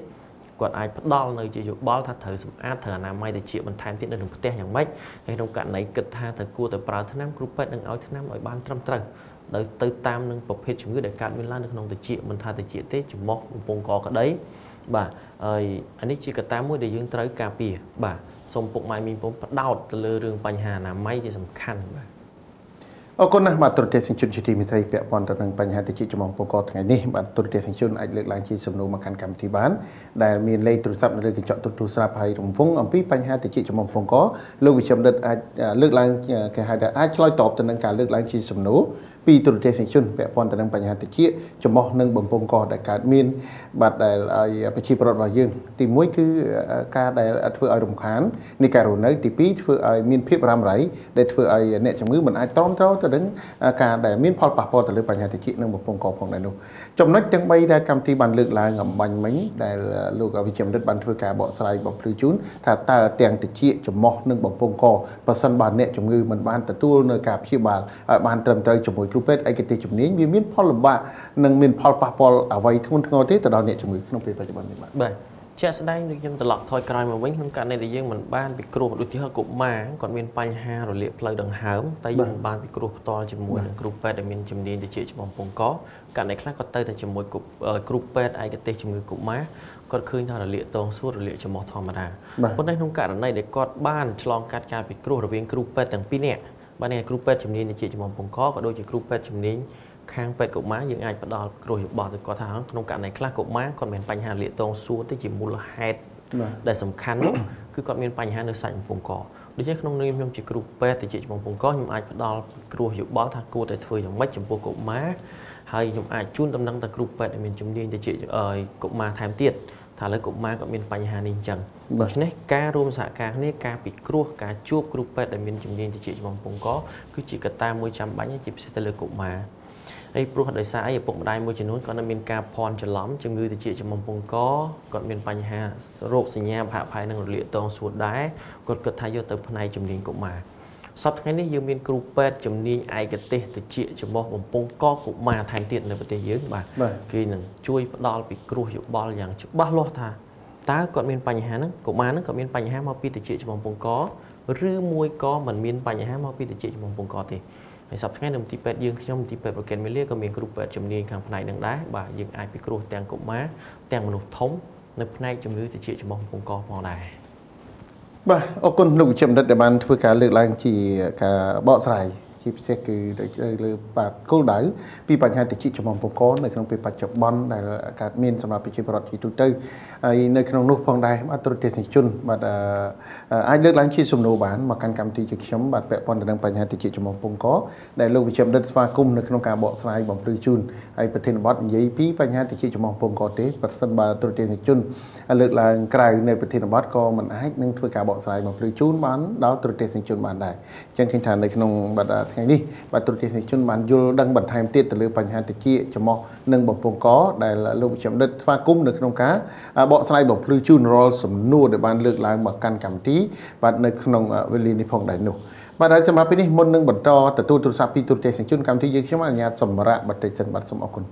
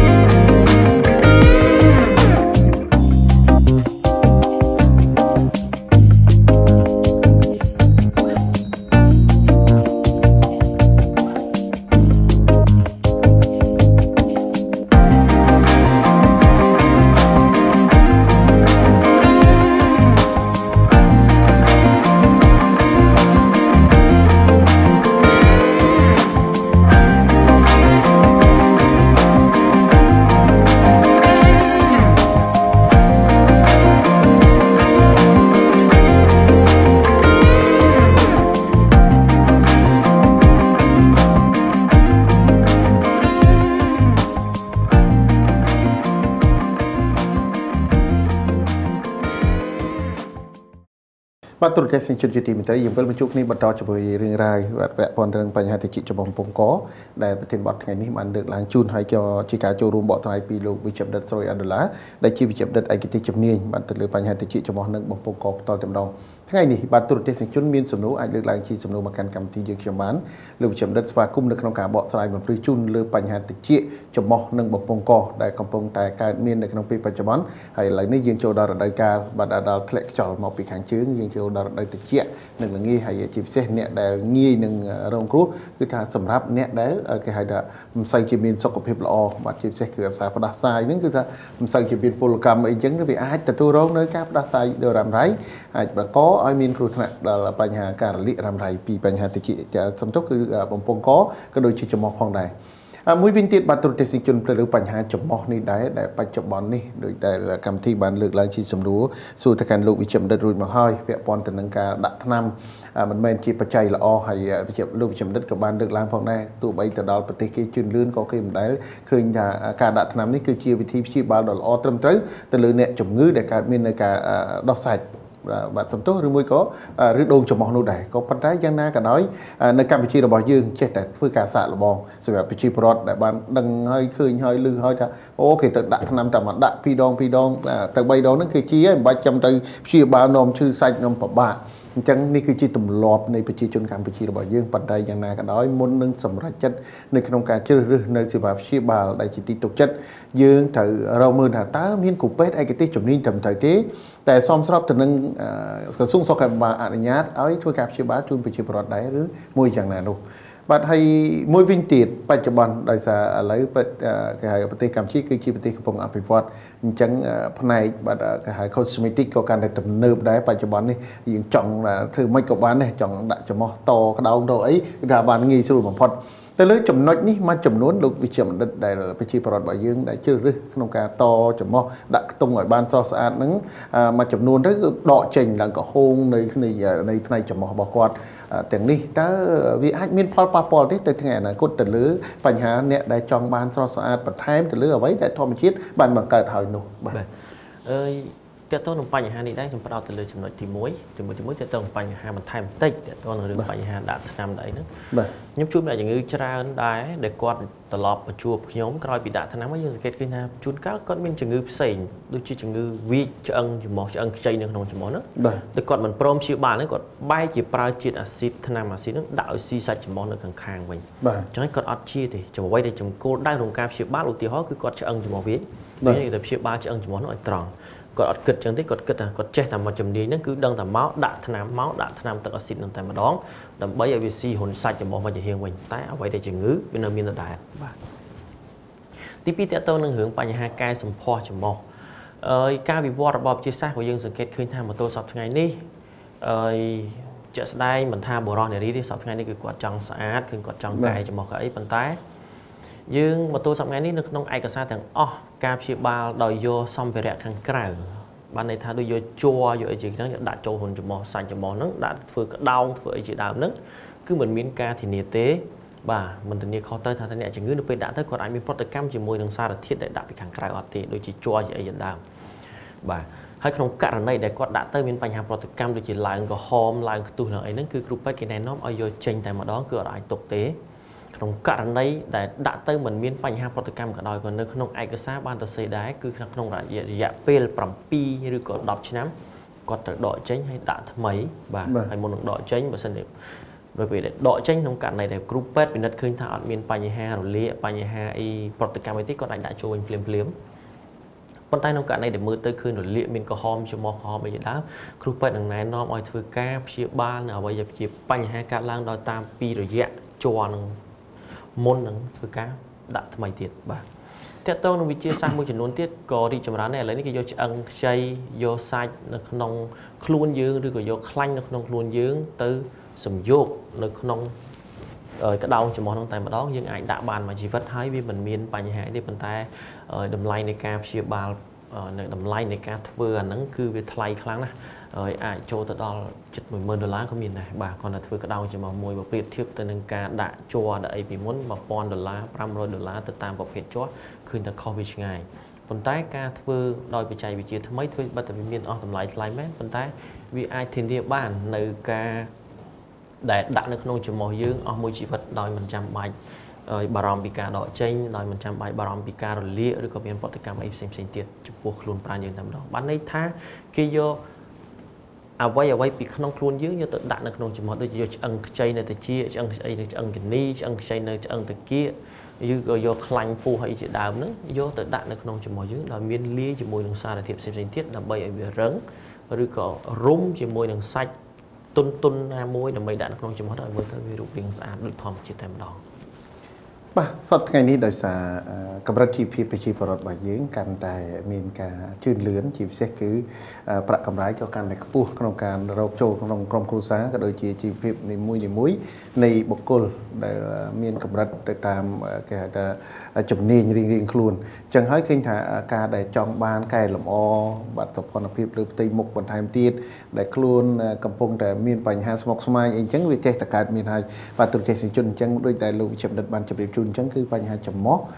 ជាបញ្ហាមួយដែលអ្នកខ្លះដាក់ទៅត្រឹមតែ1ឆ្នាំអាចធ្វើឲ្យឡើងក្រហមរលាកធ្វើឲ្យមានបញ្ហាកើតមានឡើងជាអ្នកខ្លះរហូតដល់មានខ្ទុះអាចមានផលលំបាកដល់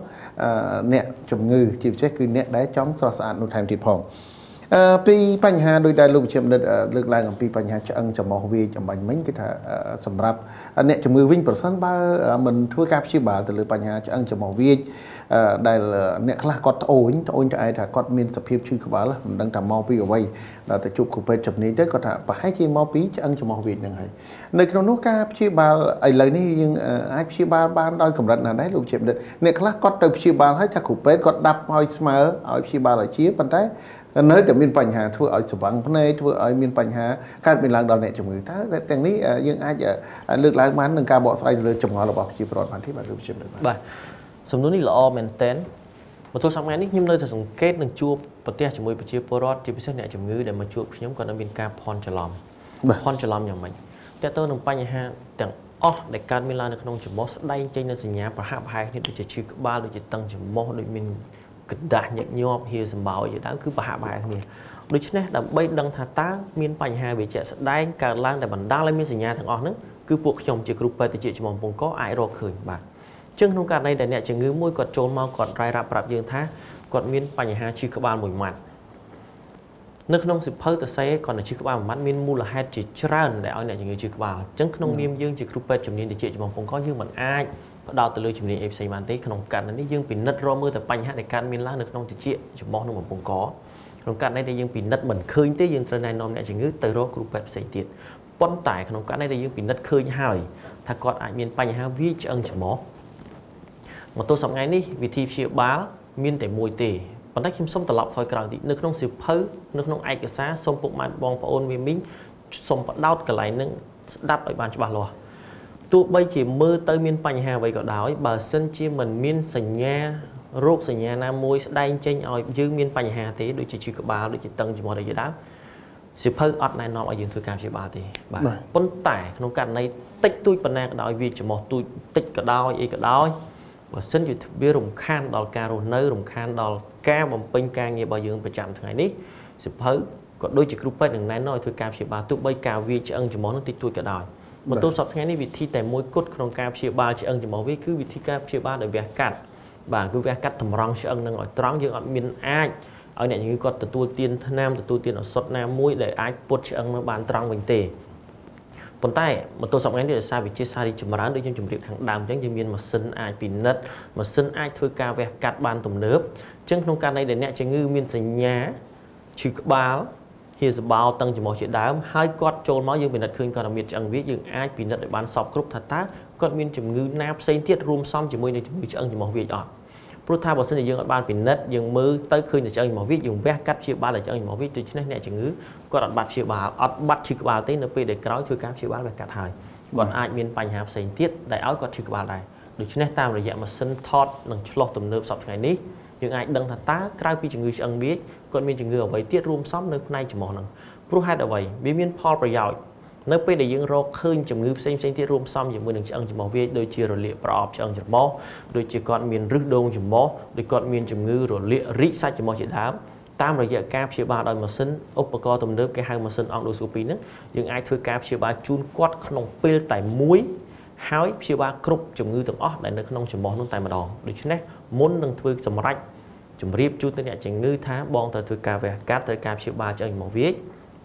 យើងត្រូវរករោគសញ្ញាឬក៏រោគជំងឺផ្សេងៗទៀតដែលរួមផ្សំជាមួយឆ្អឹងច្រមុះវាចជម្រាបទៅគាត់ហើយយើងធ្វើការព្យាបាលជូនគាត់ទាំងអស់តែម្ដងដូច្នេះនៅពេលដែលព្យាបាលរួចគាត់នឹងបាត់ឈឺក្បាលប៉ុន្តែខ្ញុំសូមជម្រាបថាក្រោយពីធ្វើការព្យាបាលហើយបងប្អូនពុកម៉ែប្រជាពលរដ្ឋទាំងអស់នៅតែអាចនឹងកើតជំងឺឈឺក្បាលនឹងម្ដងម្កាលដូចគេដូចឯងដែលវាមិនដូចពីមុនព្យាបាលដែលឲ្យយើងឈឺក្បាលជាប់រហូតនោះទេបាទសូមកុំយល់ច្រឡំថាក្រោយពីវះកាត់ច្រមុះហើយមួយជីវិតនេះយើងអត់ឈឺក្បាលយើងអត់ផ្ដាសាយយើងអត់ហ៊ានសបោទេយើងអាចជួបប្រទះបញ្ហាអស់ហ្នឹងម្ដងម្កាលដូចប្រជាពលរដ្ឋទូទៅដែរបាទអរគុណជាការពិតនៅអ្វីដែលលោកវិជ្ជបណ្ឌិតបានធ្វើការជម្រាបជូនទៅលើបញ្ហាឆ្អឹងច្រមុះវាចដែលសំណួរបានសួរអញ្ចឹងថាការព្យាបាលមួយចំនួនហ្នឹងគឺធ្វើឲ្យគាត់នៅតែមិនអស់មន្ទិលជាពិសេសអ្នកជំងឺនៅតែមានការឈឺក្បាលជារ៉ាំរ៉ៃដដែលបន្ទាប់ពីចូលរួមការព្យាបាលចង់ត្រឡប់ថយក្រោយបន្តិចបាទលោកវិជ្ជបណ្ឌិតពាក់ព័ន្ធទៅនឹងដែលការបណ្ដាលឲ្យវាឆ្អឹងច្រមុះហ្នឹងវាកើតឡើងដោយឯងពីធម្មជាតិឬមួយក៏ជាការប៉ះទង្គិចបានបណ្ដាលឲ្យជំងឺនេះកើតមានឡើងបាទជំងឺវាឆ្អឹងច្រមុះបណ្ដាលមកពីចំណុចទាំងពីរដែលលោកវិធីករចុចសួរហ្នឹងទី1អាចកើតកើតឡើងដោយសារពីកំណើតទី2អាចកើតឡើងដោយសារការប៉ះទង្គិចហើយកត្តាមួយទៀតអាចកើតឡើងដោយសារជំងឺរួមផ្សំផ្សេងៗទៀតនៅក្នុងច្រមុះជាក់ស្ដែងមកទល់សប្តាហ៍នេះអ្នកដែលមានបញ្ហារីកសាច់ច្រមុះអ្នកដែលមានបញ្ហាកាត់ឬដងច្រមុះភាគច្រើនមិនភាគច្រើនប្រហែលជា 99% ទៅហើយគឺគាត់តែងតែមានជំងឺវាឆ្អឹងច្រមុះរួមផ្សំជាមួយមកទល់សប្តាហ៍នេះយើងអត់ដឹងថាធម្មជាតិគាត់មានអាកំបាំងអីខ្លះទេបាទនៅពេលដែលយើងមានរីកសាច់ច្រមុះធំឬដងច្រមុះមកគឺឆ្អឹងច្រមុះហ្នឹងគឺវាត្រូវតែពុតអែនដោយខ្លួនឯងហ្មងដើម្បីជួយសម្រួលដល់ដំណើរនៃការដកដង្ហើមខ្យល់ចូលព្រោះក្នុងករណីដែលឆ្អឹងច្រមុះត្រង់មិនព្រមអែនហើយសាច់ច្រមុះក៏ដូចជាឬដងច្រមុះកើតឡើងវាធ្វើឲ្យយើងស្ទះដង្ហើមពិបាកដកដង្ហើមដូច្នេះនៅពេលដែលមានបញ្ហាឬដងច្រមុះក៏ដូចជាមានបញ្ហារីកសាច់ច្រមុះភាគច្រើនប្រហែលជា 99% តែងតែមានការរួមផ្សំពីជំងឺមួយទៀតគឺជំងឺវាឆ្អឹងច្រមុះនោះតែម្ដងបាទអញ្ចឹងហើយបានខ្ញុំត្រឡប់ទៅសំណួរខាងដើមដែលខ្ញុំបានជម្រាបជូនថាក្នុងករណីដែលគាត់មានបញ្ហាវាឆ្អឹងច្រមុះក្នុងនាមជាគ្រូពេទ្យដែលជាជំនាញឯកទេសតិចច្រមុះបំពង់កត្រូវស្វែងរកជំងឺផ្សេងៗទៀតដែលរួមផ្សំជាមួយនឹងជំងឺវាឆ្អឹងច្រមុះដើម្បីងាយស្រួលក្នុងការព្យាបាលជូនអ្នកជំងឺនៅពេលដែលយើងធ្វើការព្យាបាលជូនគាត់យើងធ្វើការព្យាបាលជូនទាំងអស់គ្រប់ជំងឺទាំងអស់ដែលមាននៅក្នុងច្រមុះតែពេលតែមួយបានន័យថាគាត់ចំណាយពេលតែម្ដងគាត់ចំណាយថវិកាតែម្ដងនិងគាត់ទទួលទានថ្នាំក្រោយព្យាបាលតែម្ដងបាទមិនចាំបាច់ឲ្យគាត់ត្រឡប់មកវះកាត់3ខែទៀត6ខែទៀតឬក៏1ឆ្នាំក្រោយទៀតទេបាទអរគុណមកសម្រាប់លោកវិជ្ជបណ្ឌិតដែលបានធ្វើការបកស្រាយព្រៃជូនហើយនៅក្នុងនោះផងដែរបាទគឺជាប្រធានបទដ៏មានសារៈសំខាន់ដែលទូរទស្សនិកជនមួយចំនួនលោកមិនទាន់បានដល់គេអត្ថាដល់ឡើយទេព្រោះថាមួយចំនួនទៀតកំពុងតែតាមដានទស្សនាពាក់ព័ន្ធទៅនឹងប្រធានបទដែលបានដាក់ជូនអំពីបញ្ហាតិចច្រមុះនិងបំពង់កដែលផ្ដល់ជូនដល់ទូរទស្សនិកជនជាការស្វែងយល់ក៏ដូចជាការក្រើនរំលឹកដល់ប្រជាពលរដ្ឋរបស់យើងព្រោះថាជំងឺនេះអ្វីត្បិតតែជំងឺការកកើតទៅដោយសន្សំក៏ពិតមែនក៏ប៉ុន្តែយ៉ាងណាក៏ដោយក៏បង្កនៅផលលំបាកសម្រាប់ប្រជាពលរដ្ឋរបស់យើងដែលរស់នៅប្រចាំថ្ងៃផងដែរបើសិនបើយើងតឹងច្រមុះរហូតឬមួយក៏មានបញ្ហាតិចដែលថ្នាក់យើងរលាកដែលយើងពិបាកក្នុងការប្រើប្រាស់ជាប្រចាំជាពិសេសការរស់នៅដោយការឈឺចាប់ក៏យើងមិនអាចរស់នៅដោយសុខភាពល្អដែរយ៉ាងណាក៏ដោយបាទការពារសុខភាពគឺជាការប្រសើរបំផុតសម្រាប់ទូរទស្សនិកជនក៏ដូចជាប្រជាពលរដ្ឋជាទូទៅព្រោះថាសុខភាពមិនមែនចាំតែឈឺក្នុងពោះឈឺក្នុងបេះដូងឈឺនៅក្នុងប្រការណាមួយថាជាបញ្ហាសុខភាពនោះទេសុខភាពគឺថាតាំងពីក្បាលដល់ចុងជើងគឺសិតតែជាអវយវៈនៃសាច់រាងកាយយើងតែមួយបើសិនបើយើងមានបញ្ហាដូចជាតិចឬមួយក៏ច្រមុះនិងបំពង់កក៏ជាសុខភាពរបស់យើងនៃបុគ្គលម្នាក់ដែរហើយយ៉ាងណាមិញពាក់ព័ន្ធទៅនឹងជំងឺជាច្រើនណាបាទទូរទស្សនិកជនដោយតែចាស់លោកពូលថាឈឺមាត់ឈឺជើងធាត់ឈឺមាត់ស្គមប៉ុន្តែអ្នកនោះអត់ដែរឈឺទេបើឈឺទៅប្រកាសជាបានដឹងហើយថាឈឺជើងហ្នឹងក៏មានការលំបាកដែរក៏មានការឈឺចាប់ហើយយើងពិបាកទាំងគេងពិបាកទាំងអីទាំងអស់គ្រប់សពបែបយ៉ាងអញ្ចឹងនេះគឺជាការរងាប់នៅទ្រឹស្ដីទេបាទសម្រាប់ប្រជាពលរដ្ឋរបស់យើងប៉ុន្តែទ្រឹស្ដីខ្លះ có chỉ cả nom ao bị chỉ bảo bà dương từ xoay dồn từ từ ta cá pra từ xây đôi chỉ trường thọt trừ một cổng đó trong giấy PA chẳng kinh thà ní cứ chỉបញ្ហាchỉ chấm hó đầm bày ở tuần tiền chúng cái đôi chỉ bảo bà dương từ cá xoay dồn bằng thêm tiền màสำหรับปีนี้มันนึงอันญาตบรรเทาตัวตุลทรัพย์ปีตุเจสิจุนได้มีสมนุนเลือกลางมาการคำที่บัดให้ในเวลาคราวนี้ก็ยังสมัยญาตตัวตุลทรัพย์ที่บรรเทาปีตุเจสิจุนพวกใดสำหรับปีนี้สมัยญาตสำหรับติดสมบัติสมบูรณ์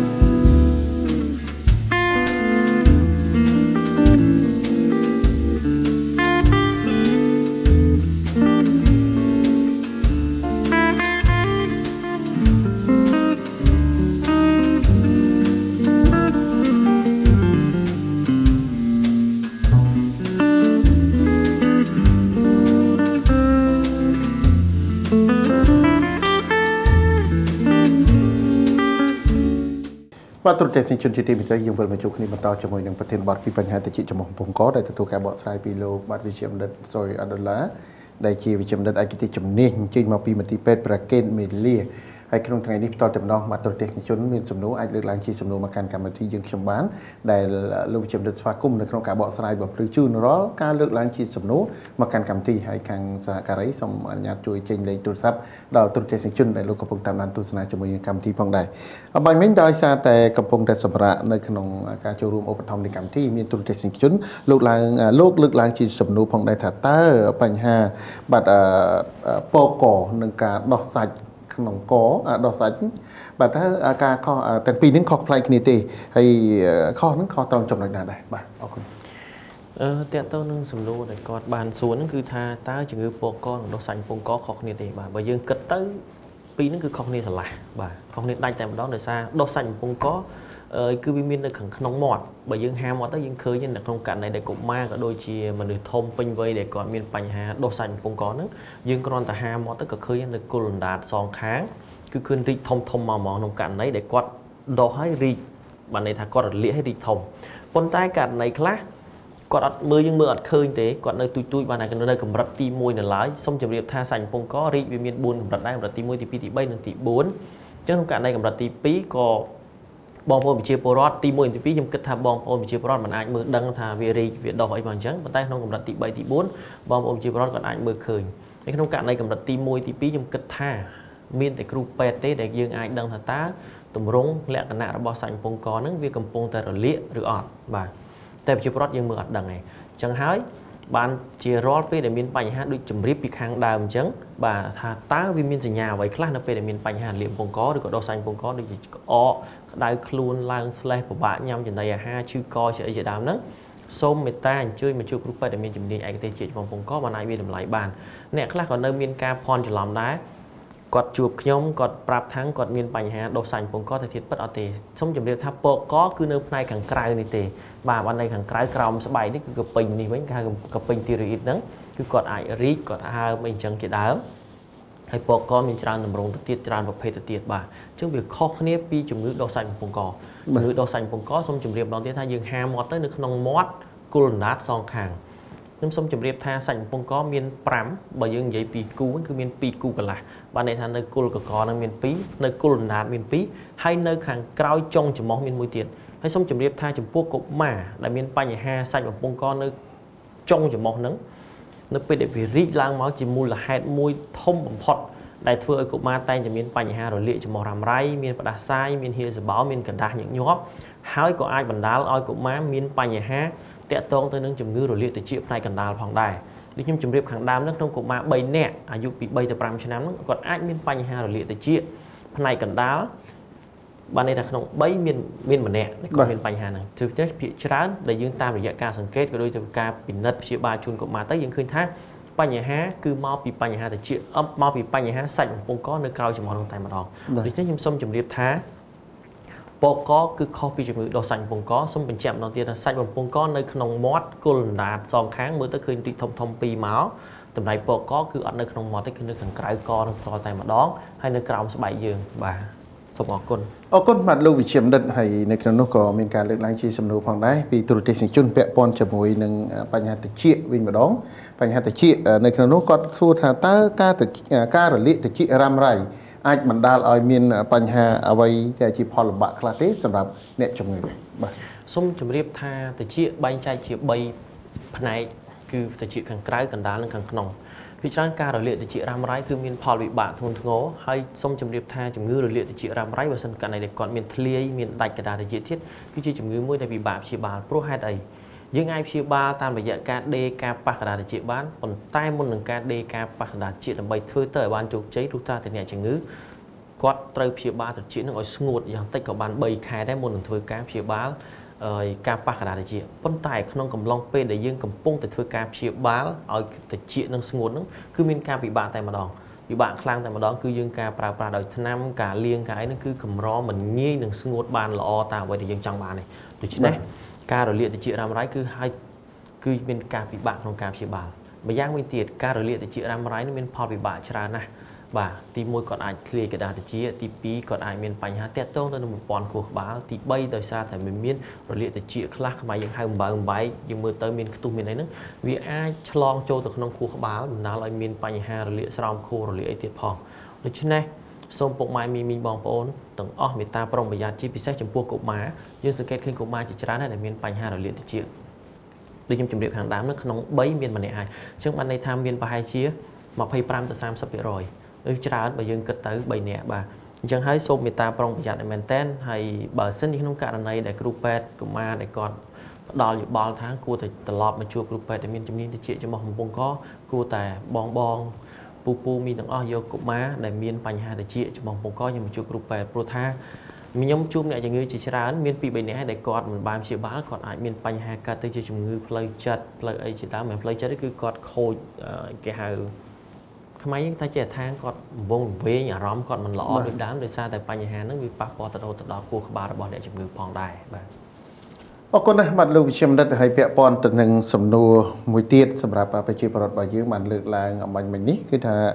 เปียปอนตัวหนึ่งกับชีบาลเพื่อถ้าติจิจะมองปมก้อคือที่ภายในมวยในจุดไหนดังภายในจะลูกวิเชียมดัดไอเกติปต่อเต็มน้องก็บันเลือกลางทางกับชีบาลจุ่มเงือหรือโด่งหรือโดนจุ่มหมอตาชีบาลtới tayหมอนร้องไอชีสัสบอยได้ที่หรือมวยก็วิหลบลางวิ่งได้ที่บ่ไอ้บอลหลบนั้นมองไปกตาไว้ไอ้จบมวยทิศก็ถ้าตายยังอาจมีวิธีการปีที่ปีได้ชีบาลหายดำใบก็หมอหลบมาวิ่งลงบ่มาตัวสอบไงนี่ ai cái sao thay thay ban ta xây tha tôi bay chỉ dương thưa ca chiều ban lọ bọn nàng cái đói còn mình miền grupet na hiên thì nè an tha chủng ngư rư đôn chủng mốt mình đọc một bình đài và con tài cái ta tim môi đại dương ai thưa chi dương thưa mệnh ca pi cầm ai bị đọc ban tim môi dương thưa ca chiều lại ban lọ tham ấy nước pi để về cắt thương mệnh dương gió rư đôn sậy rư đôn chủng món này và tí pin nó không ca phi ba cõi bị thưa ca về cắt hay dừng này nôm này chỉ ở pra thân năm ở nhám rồi dạ về bằng khai từ vì khai cõi bị về cắt mình tọt mình đang tiết dừng tới thưa ca này nôm này chỉ ngư ở pra thân năm bành tôi dừng từ lòng một bên thay ca được đôn cho món thị trấn bản đảo một pi ca rồi liệt ramarai du ở vài tới tiết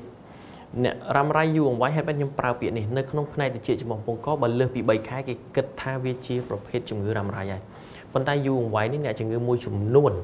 môi trường nôn thông tại mà đó này còn chơi mong mình đi pet chụp cho một nhóm nhom xua people what about có thật cát miền Pành ha thằng nữa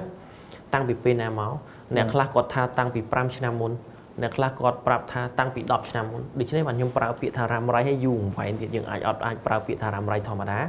pro nơi không này thì chị cho một vùng có bị thà ram rai cứ trầm tại bầy khai lang cái hai thà ram rai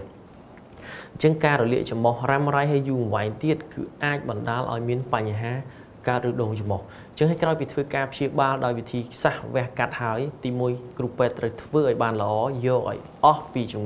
pi chấm mó bàn này thầy vô được đâu rồi pi chấm mó cái ta tí pít rồi này nom này chỉ ngự ở pra ở sốt ở bàn tiếng toát rúm những ca bánh ở sốt dạ pe from muối rư co from buồn khái rư co 10 năm từ tam cầm rật ở bỏ được đồn cho một đôi trong tiếp hàng đá được đồn cho một miền bay buồn cầm rật tí môi tí pi tí bay nên tí 4 cho nó cả này để bị trán dương kết thả quạt cua tại pra dú dương đừng này nom quạt tại pra dú bón tay không cầm lòng pe để quạt cầm pong tại pra năm bánh năm ấy ca pe để dạ pe from muối rư co from 4 rư co 10 năm đấy nhìn tới thứ ca này nom này chỉ ngưเอาก่อนชื่นตลอดมอชัวกรุ๊ปไปเรื่อยๆอาจมาคายมาดองใบคายมาดองหรือก็ประมวยคายมาดองติดตามสภาพจะได้กรอยไปได้กอดปราปราธนำลงรวยหายติดตามสภาพจะได้เนไปได้กรอยปีกาถือกาเชื่อบ้าโดยการรวยรอล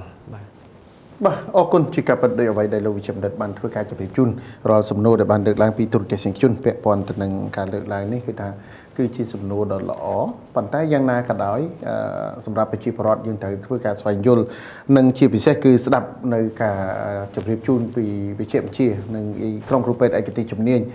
พิจารณาการไปชีระบายยังชีพิเศษคือไปชีพรอดตามที่จุนบอดเราคิดหาการชีบาจุ่มเงินนี่ก็เล็บมันเล็บไปเล็บชีได้ก่อนแรงขวานละก่อนถ้าอดไอเด็กไปได้ชื่อแต่ตินทนำเราได้เล็บอุติฮอดโดยจีปัญหาจุ่มเงินเลือชิมจังไหนบัตรตุนที่สิงจุนจุ่มเงินเลือชิมไปชีพรอดบายยังพิจารณาก่อนหลายบ้านมาจูเป็ดเพราะก่อนแต่วัวเชี่ยมวยกูเป็ดตามเตี้ยในตีจุนบอสก็ดังฐานเลือชิมจังที่เอาทนำเล็บให้ประตูม้อแต่จูบเนี่ยเซ็งก็ได้ในบทเลือชิมจังแต่เล็บทนำมวยนี่จุ่มมวยก็เลือชิมก็เล็บแต่นั่งได้บัดเฉินใครเฉินชนะมาให้จังก็สำหรับจัดติ้งทนำนั่งเล็บได้นี่คือชีปัญหาการหาครูถนัดแบ่งเต้นสำหรับเนี่ยจุ่มมือยื่นอัดบานโยกาคิดในการมีในจุ่มมือทั้งคลุ้นจุ่มมวยหนึ่งคูเป็ดไอกิติจุ่มนี้บานทวีการวิพิษหนึ่งทวีการวอชิมรวมจุ่มมวยหนึ่งการทวีเตะจุดจานทิศดำใบเราสัญญาในการปราถนาใบบานจ้อมในคูได้เราบอกเนี่ยจุ่มมือไอเนี่ยจุ่มมือเสียงทิศบานปราจุ่มมวยคูเป็ดไอกิติจุ่มนี้เป็นเม้นปันได้เล็บเติร์นนำนั่งก็จอบอดนำนึงเด็กกูเป็นตื่นนัดจูบใบคายที่มาจูบคือกอดอดเมาที่เราโหดดอกใบบุญแบบชนะไม่เนาะกอดในแต่เด็บนำนึงดอลลาร์มินกูธนาคารไม่ล้างมันกอดรถมาหกกูเป็นดับใบจุยบ่านี่คือปัญหาบ่าจิกับปัดเจ้าแสดงโดยโลบิธีกรมีภาษาบัญญัติจังโดยกตาคลานี่เนี่ยจึงเงยจิร้านกอดปลาธนามตามขณีบ่ากอดมีจึงเงยม้วยกอดบัญธนามจะมองนั่งเตอร์เตอร์กอดเท้ากอดมีโรคสัญญาจังได้ก่อนนายน้อมแต่เอาเนี่ยจึงมือทิศปลาธนามโดยเนี่ยแต่ทิศปัด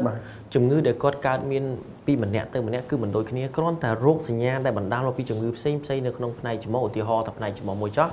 คือโรคสัญญาคือปะหะปะหายขณีอาจเป็นตังจมูกชื่อบ้าเฮสบาวกอดกระดาษเยอะยอมรำไรเจดามกอดไอคอกอดมีสเลตเตอร์ผมวงกอเจดาม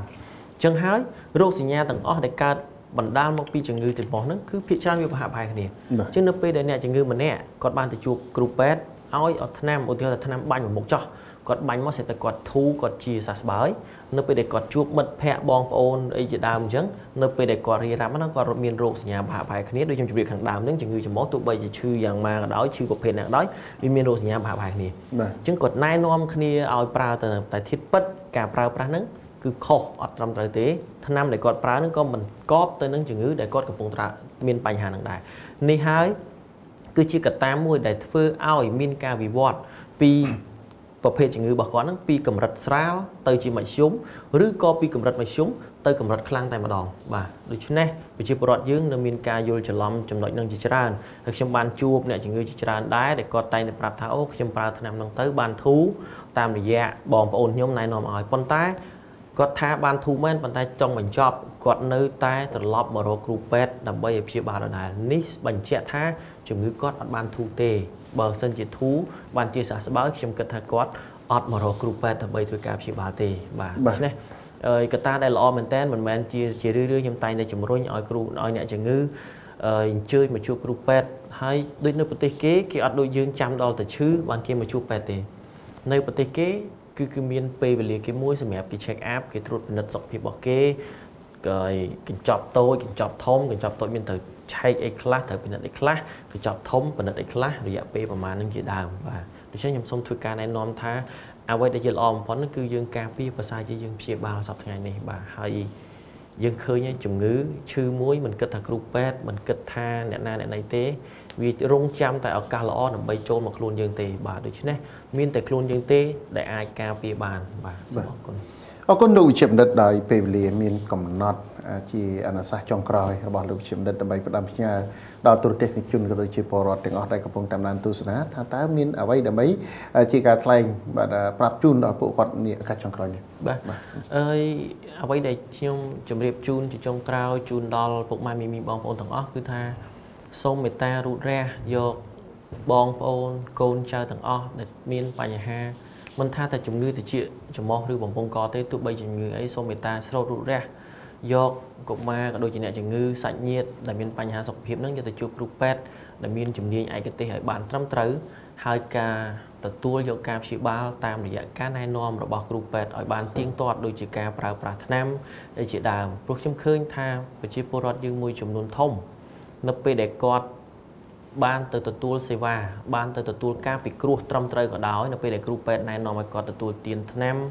5ថ្ងៃឬក៏មួយសប្តាហ៍តែគាត់មិនសូវបានធ្វើតាមគ្រូពេទ្យទេភាគច្រើននៅពេលដែលគាត់ញ៉ាំថ្នាំបាន2ថ្ងៃ3ថ្ងៃស្ថានភាពរបស់ជំងឺគាត់ធូរស្រាលឬក៏អាចកាត់បន្ថយមួយចំនួនធំគាត់បែរជាខ្ជិលគាត់បែរជាធ្វេសប្រហែសមិនបានទទួលទានឱសថឲ្យបានត្រឹមត្រូវដូចនៅពេលដែលគាត់កំពុងតែជួបបញ្ហាធ្ងន់ធ្ងរបាទហើយក្នុងឱកាសនេះដែរជាចុងក្រោយខ្ញុំសូមអនុញ្ញាតគោរពថ្លែងអំណរគុណដល់អាដាមប្រធានមន្ត្រីពេទ្យប្រកេតមីលា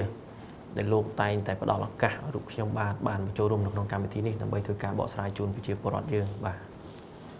អរគុណបាទលោកវិជ្ជបណ្ឌិតដោយពេលវេលាមានកំណត់កម្មវិធីបានឈានចូលដល់ទីបញ្ចប់ហើយក៏សូមលំអរកាយជម្រាបលាពីទូរទស្សនិកជនត្រឹមតែប៉ុណ្ណេះសិនផងដែរវិលវិញជួបគ្នាសប្តាហ៍ក្រោយតាមពេលវេលានិងម៉ោងដដែលហើយជាចុងក្រោយក៏សូមផ្ដល់ជូនជាកាដូអនុស្សាវរីយ៍ផ្ដល់ជូនពីក្រុមហ៊ុនបាកាជាភេសជ្ជៈបើកម្លាំងលេខ1ផលិតនៅប្រទេសកូរ៉េដែលមានសារធាតុផ្សំពីចិនសិនតូរីននិងគ្រឿងផ្សំជាច្រើនផ្សេងទៀតដើម្បីជំនួយដល់រាងកាយនិងខួរក្បាលរបស់លោកអ្នកមានបញ្ហាជំងឺទឹកនោមផ្អែមក៏អាចទទួលទានបានដែរជាមួយបាកា Sugar Free ដែលគ្មានជាតិស្ករ 100% ខ្ញុំបាទរួមជាមួយនឹងលោកវិជ្ជបណ្ឌិតសូមលំអរកាយគ្រប់លាវិលវិញជួបគ្នាសប្តាហ៍ក្រោយតាមពេលវេលានិងម៉ោងដដែលបាទសូមអរគុណ